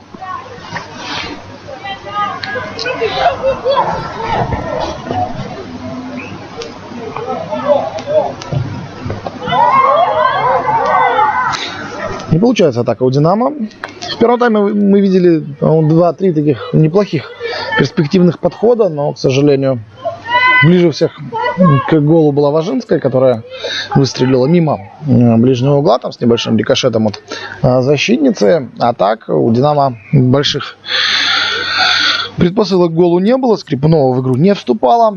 Разве что где-то там подстраховать своих подруг по команде, так мячик покатать и вывести его от ворот.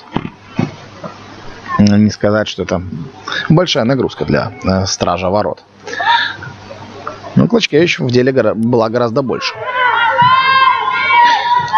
Олещенко против Иванюк. Иванюк здорово действует. Хладнокровно перекидывает соперницу. Правда, дальше подруги ей не помогли. И в итоге отбор в исполнении Бузиновой. Васильева снова спокойно сохраняет мяч у своей команды. Автор первого гола. Глянули на повторе мы в перерыве этот эпизод. Да, действительно, Наталья Васильева, как и положено капитану, повела за собой всю команду. Хорошая проникающая передача от 9-го номера. Олещенко открывалась, но Клочкевич здорово на выходе действует. Своевременно вышла чуть вперед.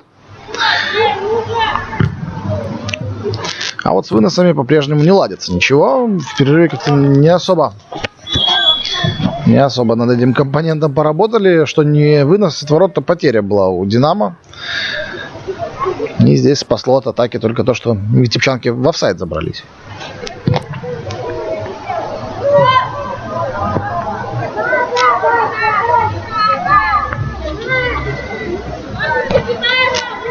Никуда не спешит Каролина Романчук. Бузинова падает, неприятно, но здесь никто ей в этом не помогал. Зацепилась за газон, как говорят в таких случаях. Пошла просто нога опорная и неприятное падение. Правда, и ничем оно не закончилось с точки зрения потери мяча.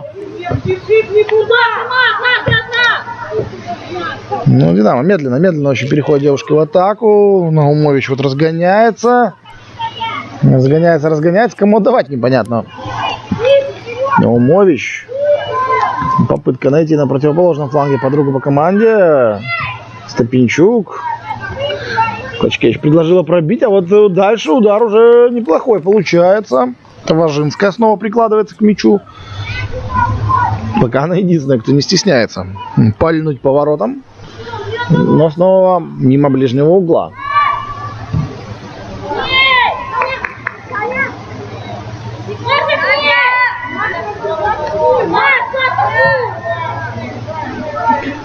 Не спешат северянки.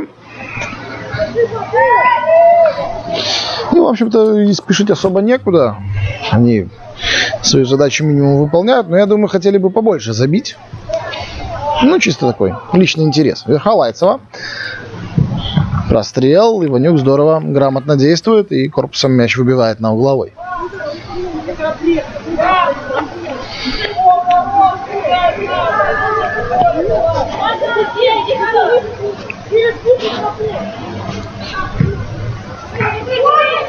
Снова разыгрывают корнер.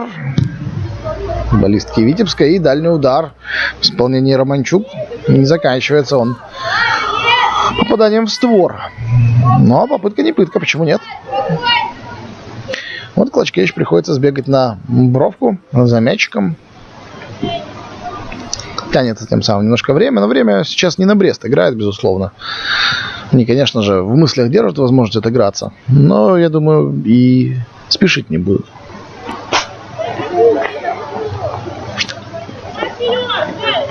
Клочкевич предпочитает не выбивать, разыгрывает мяч с Бабко. И потеря. Все равно потеря. Замена. Причем сразу двойная. Входит с поля Виктория Наумович. Выходит на него Диана Хвисько.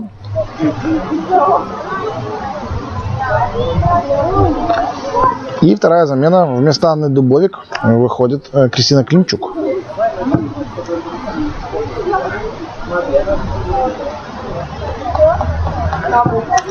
Да, почти час отыграли Анна и Виктория. Ну и вместо них теперь свежая кровь вливается. Посмотрим, что предложат эти девчонки. Пока атака Витебска. Немножко она так по темпу захлебнулась, однако мяч у них сохраняется под контролем. И Груша издали, хороший удар. Над самой перекладиной мяч пролетает.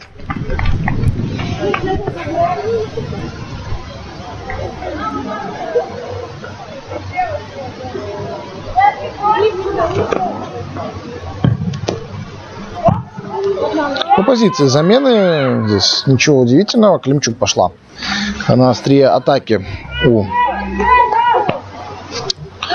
Бреста. Фисько, соответственно, на фланг.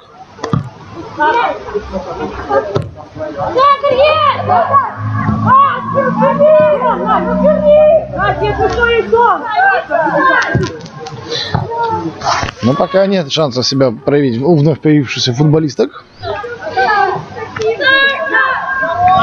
Видим, все еще на чужой половине. Без угроз воротам Клочкевич пока что, однако никак не удается Динамо мяч отобрать толком. Но вот сейчас хорошая стеночка. А дальше вперед неудачная передача в исполнении Светланы Михальчук.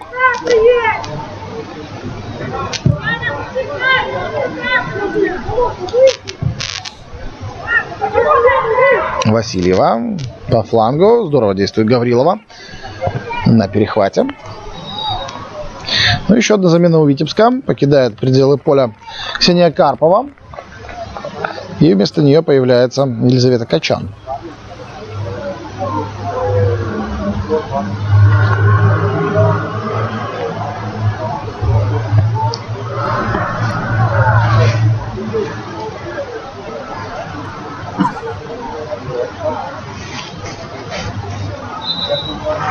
По 19 номеру Елизавета будет действовать.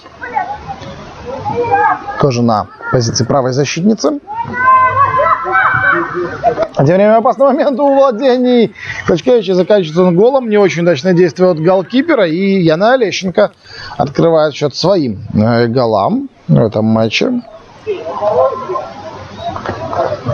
Ну что ж, вот так вот доатаковали все-таки витебчанки. Довольно долго они осаждали чужие владения. И, пожалуйста, залетает мяч в ворота на 62-й минуте.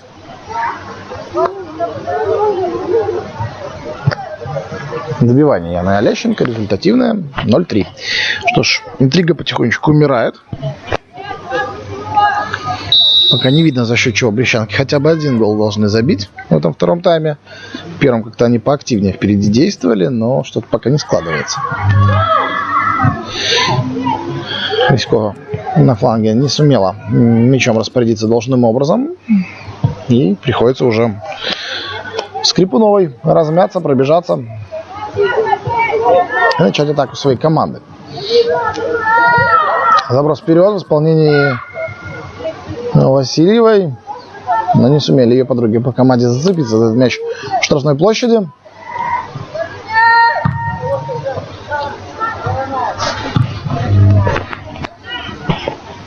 Динамо в центре поля пытается владение конвертировать во что-то наступательное. Не получается это сделать. Ну, слабенько пока, очень слабенько. Команда выглядит во втором тайме. И в защите ничего не ладится что-то. И с контролем мяча совсем беда. Молодой редко попадает к брещанкам, так еще и не держится в ногах.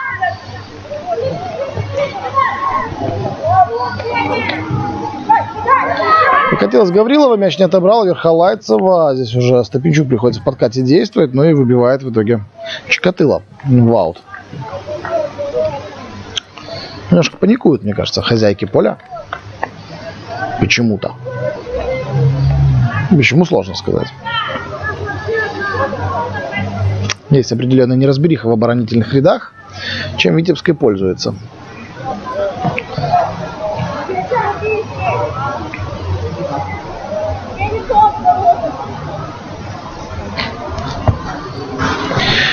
Снова Клочкевич будет от своих ворот пытаться найти передачи кого-либо в красной форме. Находит неплохо, но прием надо бы наладить. Светлане Михальчук. Потеря именно из-за этого случается. И уже штрафной в пользу Витебска. Снова Верхолайцева пострадала. Расстояние до штрафа небольшое. Можно и прямым ударом попробовать что-то придумать. Без желтой карточки пока.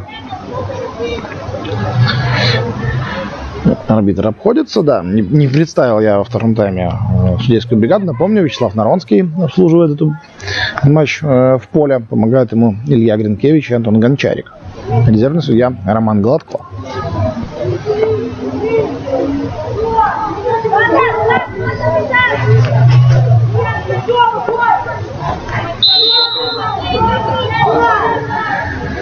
Что ж, попытка прямого удара, попытка не пытка. Тут единственный эпитет, которым можно это охарактеризовать.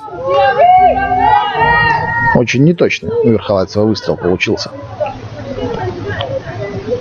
Сама заработала, сама потратила. Нормально. Перехват. 77-й номер снова в деле. Удар на сей раз в ближний угол. Ну и Клочкевич тоже фактически свою же ошибку исправляет, поскольку с выносом именно у нее сейчас возникли проблемы.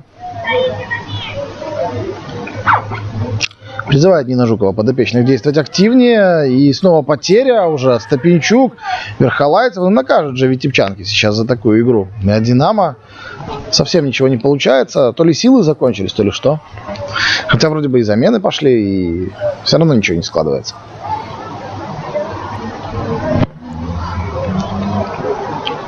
Бузинова пыталась продраться. А там уже Верхолайцева по ногам зарядила соперница и получает желтую карточку. Вот так вот. Игрок, на котором больше всего фалились соперники, сама же стала автором первого горчишника на 22-й минуте второго тайма. Бывает. Ирония судьбы определенная в этом присутствует. Хотя Екатерине, повторюсь, доставалось чуть ли не больше всех в этой встрече. Но первый горчишник в ее пассиве.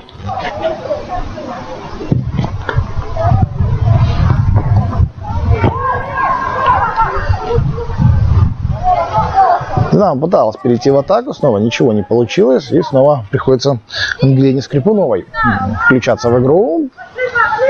Вот у нее с выносами все хорошо получается, точные передачи на своего капитана проходят.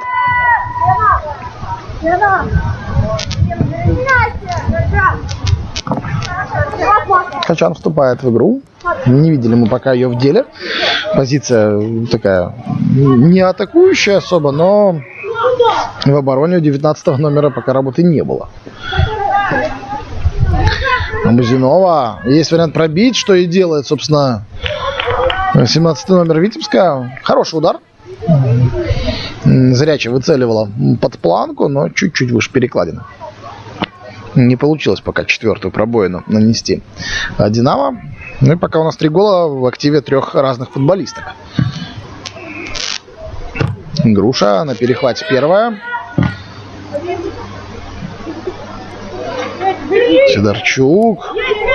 Против нее действует Важинская. Судьи не видят криминала. Недовольна Анастасия таким решением. Васильева. Навес. Хороший навес в исполнении капитана. Верхолайцева на него откликалась, но коленом сыграла. Хотя, наверное, надо было головой попробовать. Верховой мяч. Ну, короткое внушение от арбитра получила Анастасия Сидорчук за свои эмоции.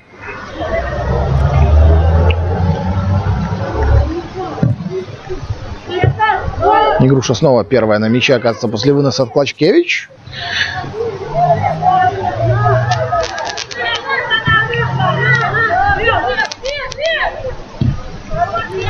Снова атака Витебска. Снова она с левого фланга в центр смещается. Нужно внимательнее в обороне здесь действовать. И здесь Сидорчук с Игрушей друг друга не совсем поняли, кто же должен первым быть на мяче и кто же должен бить. В итоге удар неточный. Исполнение 21 номера.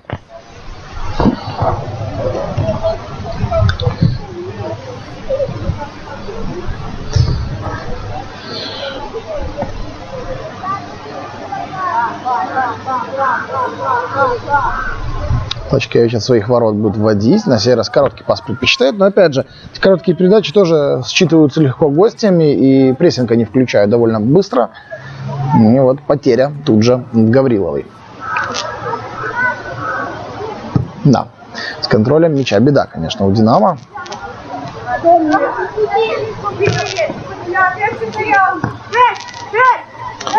Качан под прессинг попадает от Важинской. Здорово сыграла 19 номер, сохранила мяч в поле, во-первых, после не самой удачной передачи Анастасии Груши, во-вторых, под прессингом не сдалась, и мяч у команды тоже остался.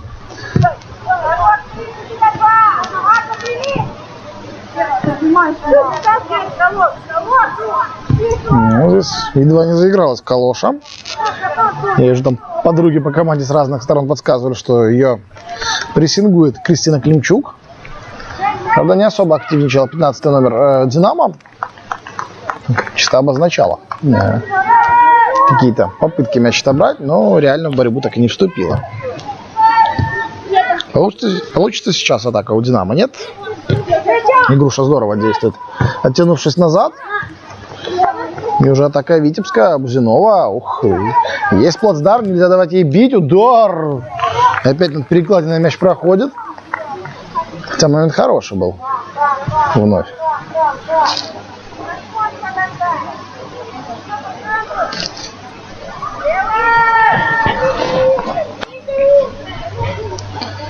Клочкевич.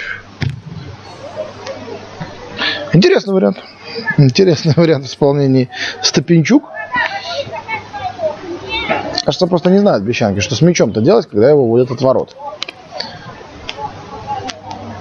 Понятно, что, возможно, там у Клочкевича силенок не хватает добить его в центр поля. Это очевидный факт по игре. Но надо же как-то пытаться через короткие передачи, через средний пас выходить. Но у Динамо с этим беда. Поэтому всю игру и смотрим на одну половину поля. А здесь Олещенко не добралась, не знаю, как до этой передачи. Защитница там тоже пробежала мимо, это и на Иванюк была. Качан хорошую передачу вырезала на дальнюю штангу. Ну и Олещенко, видимо, не поверила, что пройдет мяч через Инну Иванюк и не дотянулась сама до него. Хотя пыталась до последнего. Но дубля пока у Яны не случилось. Клочкевич. Еще один номер с выносом мяча. На сей раз на перехвате. Витебчанки тоже первая. Верхолайцева. Ну что, ее попытка, да, бьет по воротам Клочкевич. Хороший сейф. Вот сейчас голкипер сыграла очень здорово. Отбивать у нее пока лучше получается, нежели вводить мяч в игру. Клочкевич, вынос. Не слишком удачный, но, по крайней мере, на свою подругу по команде. На Важинскую. Здесь запрессинговали здорово вдвоем Яковлева и Климчук. Соперниц. Сумели мяч отобрать. Правда, атаки пока не получается. И в офсайд попадает Кристина Климчук.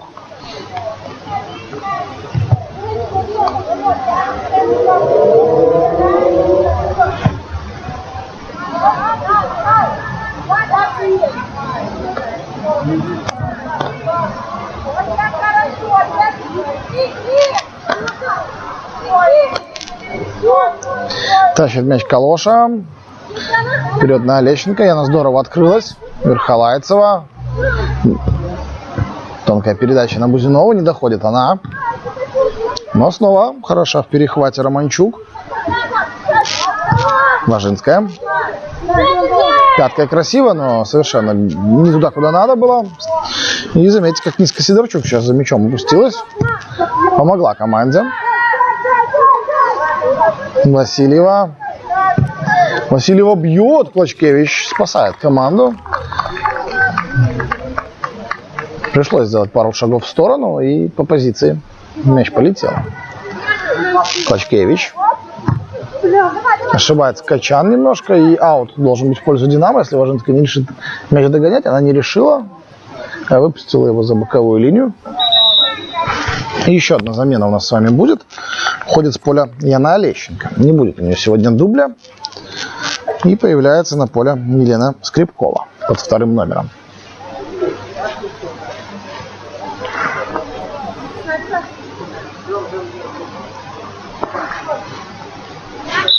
Рокировка это происходит на 75-й минуте.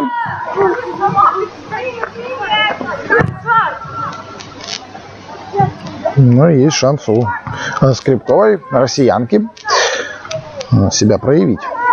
В принципе, 15 минут игрового времени более чем достаточно. Ну а от добавленного, я думаю, много не будет. Пауз особых не было, 1 гол, ну, замены разве что. Но они довольно быстро проходят, поэтому если арбитр там минутку добавит, это будет логично. На большее пока команды не наиграли, ну и счет у нас 0-3. Да, не крупный, и для «Динамо» это, наверное, в плюс. После 0-11 в северной столице. Но интриги у нас, к сожалению, пока нет. При счете 0-2 она, конечно, была, и «Динамо» первый тайм получше проводила, чем сейчас второй. Но профита из этого не извлекают пока брещанки.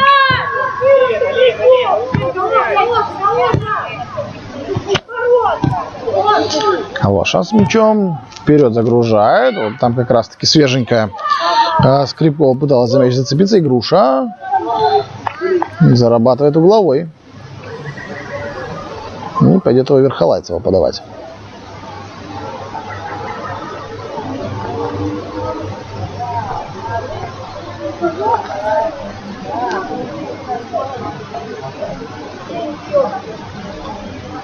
Большими силами типчанки подтянулись в штрафную площадь.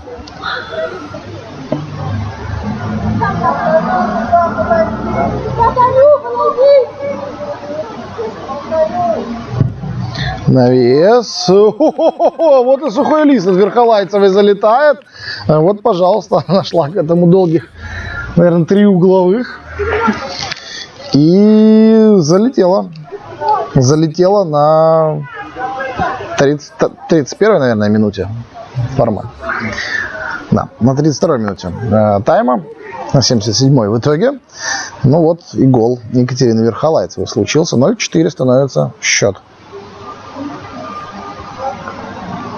Красиво, ничего не скажешь, сухие листы эти. Они обычно весьма эффектно смотрятся. В ближний угол здесь мяч заскочил. Ну, вопрос, конечно же, Клочкевич, которая сама не должна была, наверное, там находиться, но кто-то из ее партнеров должен был занять эту позицию на ближней штанге, учитывая, что Верхолайцева целый матч так пытается закрутить. Ну и вот там с 4-й, наверное, попытки получилось. В первом тайме были шансы, во втором наконец случился голевой прямым ударом с углового.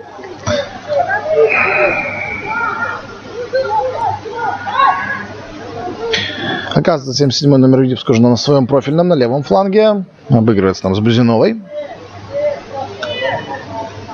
Навес штрафной. Ну, не навес, заброс. Скорее Скрипкова, но здесь ее опережает довольно уверенно Чикатило и выбивает мяч на угловой.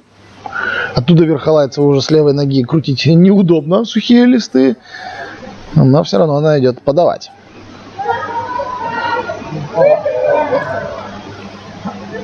А может быть и с правой попробует, почему нет?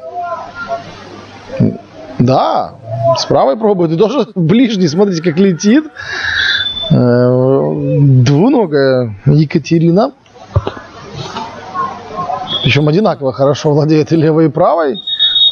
Ну и досталось там Евгений Клочкевич. Неприятненько. Был там стык со Скрипковой и собственной защитницей. Но в этот раз хотя бы ближний угол накрыли. Как ни крути.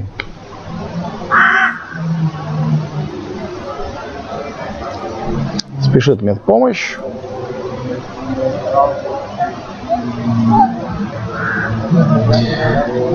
Здесь у нас пауза в игре. Я думаю, может быть, еще одна заменка будет у Витебска в ближайшее время. Переодеваются там девчонки. Кто-то из, пока сложно понять кто. Но определенная рокировка наверняка состоится.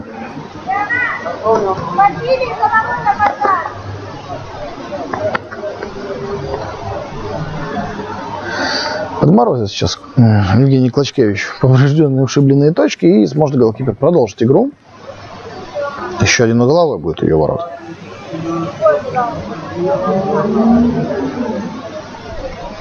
Все готово к продолжению матча.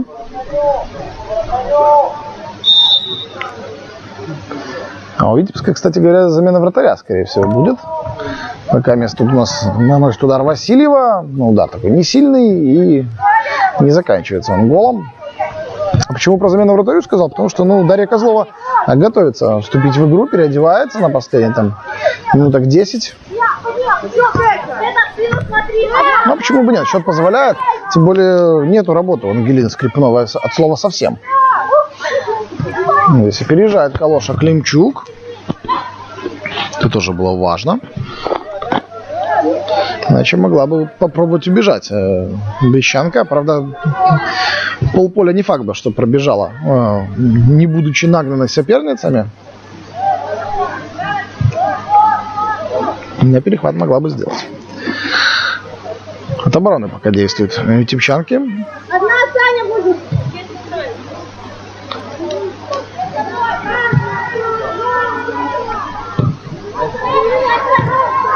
Сидорчук запускает Верхолайцеву по левой бровке. Растянули оборону северянки. И Клочкевич здесь мяч забирает.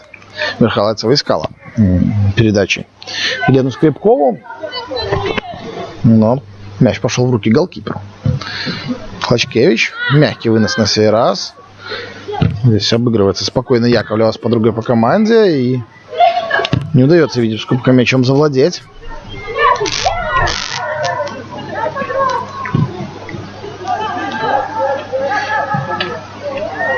Чисько ошиблась в передаче, пыталась отработать собственную ошибку и не получилось это сделать. Да, кстати, двойная рокировка действительно будет у Витебска. Одна замена в поле, одна в воротах. Ну, из полевых остались Миру, Цара и Кучмарева. 3 футболистки в распоряжении Антуана Майорова. Кто-то из них сейчас появится. Не вижу я пока номера. Ну и вот в этой паузе предлагают замену провести. Так уходит с поля Екатерина Верхолайцева. Сегодня она была очень заметна. Евгения Кучмарева на него, соответственно, выходит.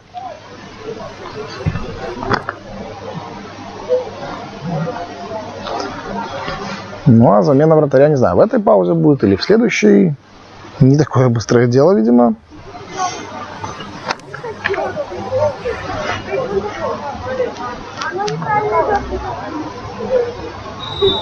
Нет, не в этой паузе. Клочкевич мяч в игру ведет. И уже в другой раз появится на поле Дарья Козлова. Пока отбиваются брещанки. Нарушение правил. Досталось там сзади Каролине Романчук. Без карточки в этой ситуации обходится арбитр.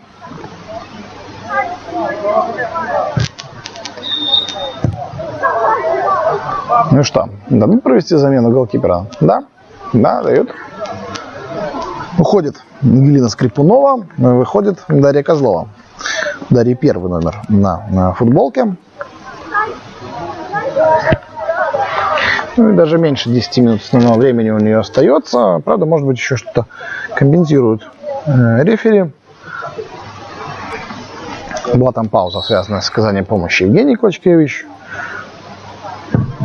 Ну и плюс замены те же.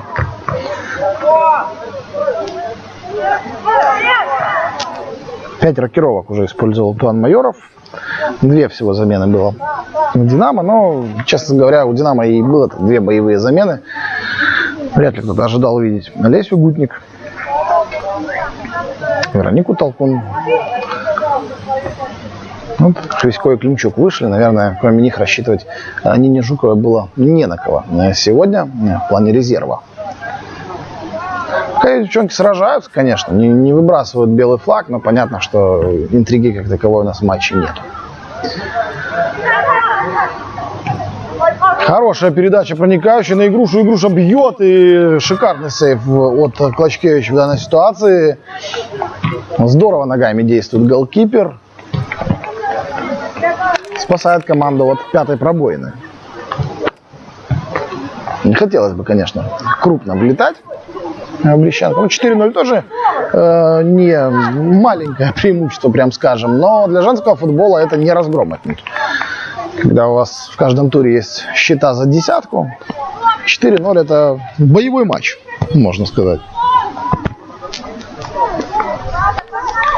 Ну, пока в Бресте, кстати, у Динамо получается против Витебска. 1-4, напомню, проиграли в апреле и 0-4 сейчас. Чуть хуже, но зато не 0-11.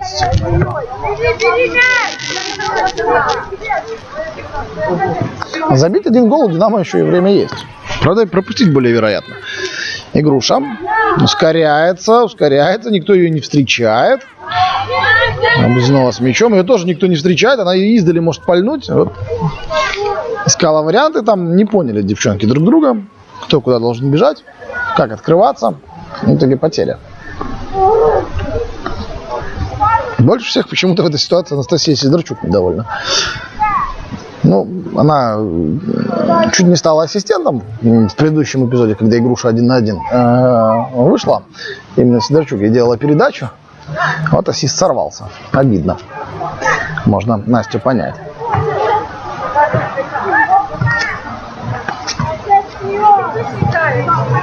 Важинская не протаранила здесь Якушевич.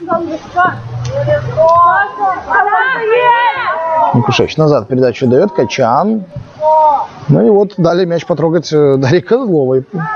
А то совсем вышла и вне игры находится голкипер. А Витебская так вот поучаствовала.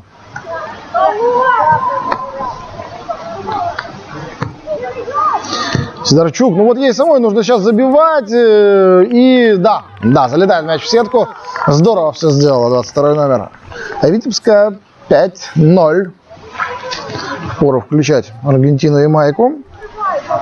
На 86-й минуте Витебск забивает. Забивает снова. Ни на что этот гол особо не влияет, кроме, наверное, личного удовольствия северянок. Понятно, что об интриге мы всерьез не говорили во втором тайме, но хотелось бы, чтобы Брест все-таки поскромнее проигрывал. Иванюк. Хорошая передача по задумке, но Фисько до него не добирается, до этого самого мяча. И у нас уже совсем концовка матча. Я уже говорил, что чемпионат женский выходит на финишную прямую. Из 27 туров это 24 у нас с вами сегодня продолжается. Остается не так много, по 3 матча каждая из команд сыграть. Ну и давайте так глянем в будущее недалекое.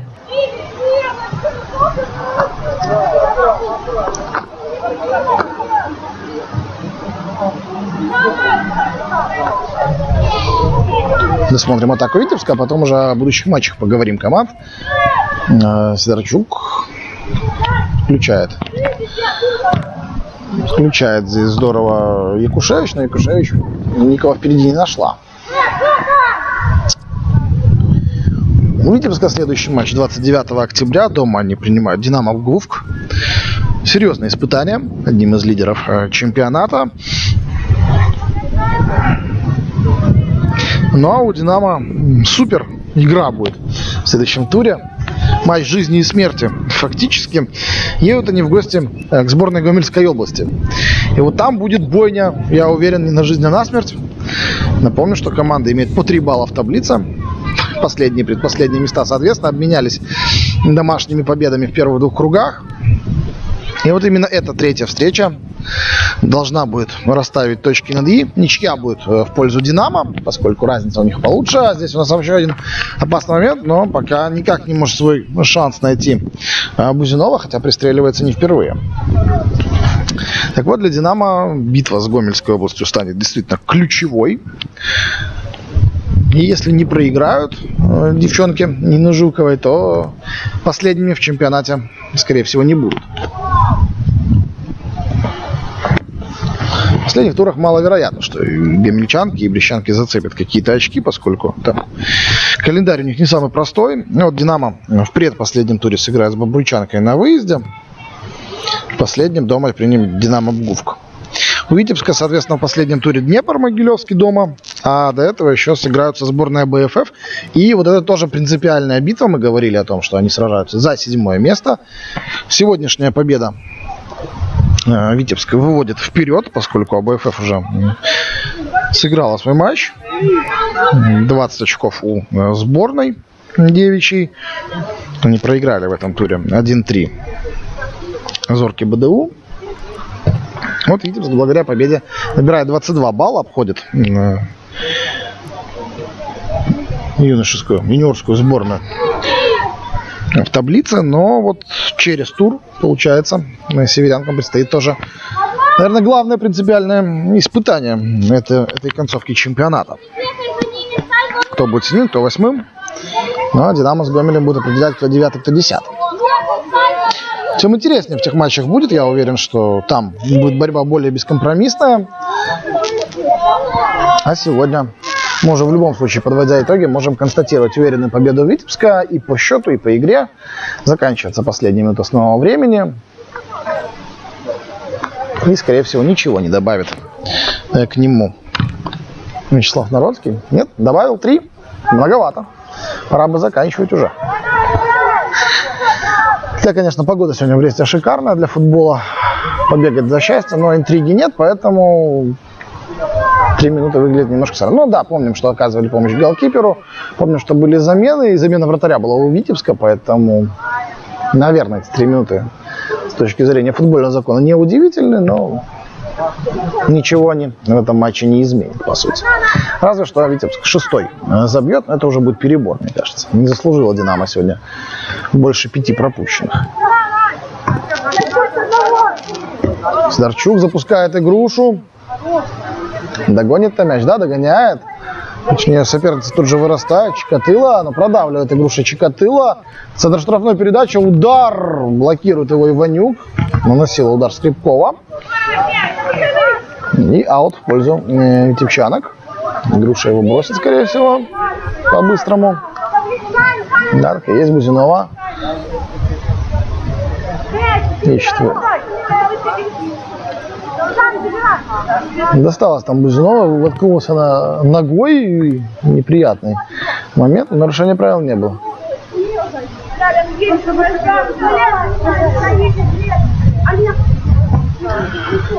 Неточная передача от игруши, однако не забирает мяч Брещанки, только сейчас. Много борьбы здесь у Бровки. Качан. Якушевич. Контратака, Климчук. Ну, нет атаки здесь, по большому счету. Борьба в центре поля. Неприятно достается в этом эпизоде Ксении Калоша.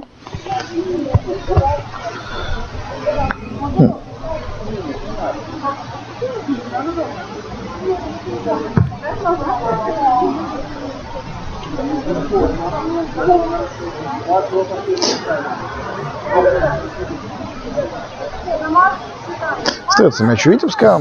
Такой вариант спорный. Там Климчук в попытке мяч вперед пробить просто ударила неприятно в грудь Калоша и сбила дыхание наверняка Ксении. С этим была связана остановка. Что ж, атака Витебска одна из последних. Кучмарева по левому флангу. Навес в исполнении капитана, в исполнении Васильева. И тут едва-едва в свои ворота Брещанки мяч не срезают. Клочкевич выбивает мяч вообще недалеко от штрафной. Такую свечку загружает. Фрисько успевает Кучмарева там сзади выбежать. И что, звучит финальный свисток. Что ж, поздравляем Витебск с победой, довольно уверенно, со счетом 5-0. Поднимаются северянки в турнирной таблице на одно место. Ну а Динамо не унывать, у них главное сражение впереди. Спасибо, что смотрели, друзья, нашу трансляцию. Прощаемся с вами, услышимся на футболе. Пока.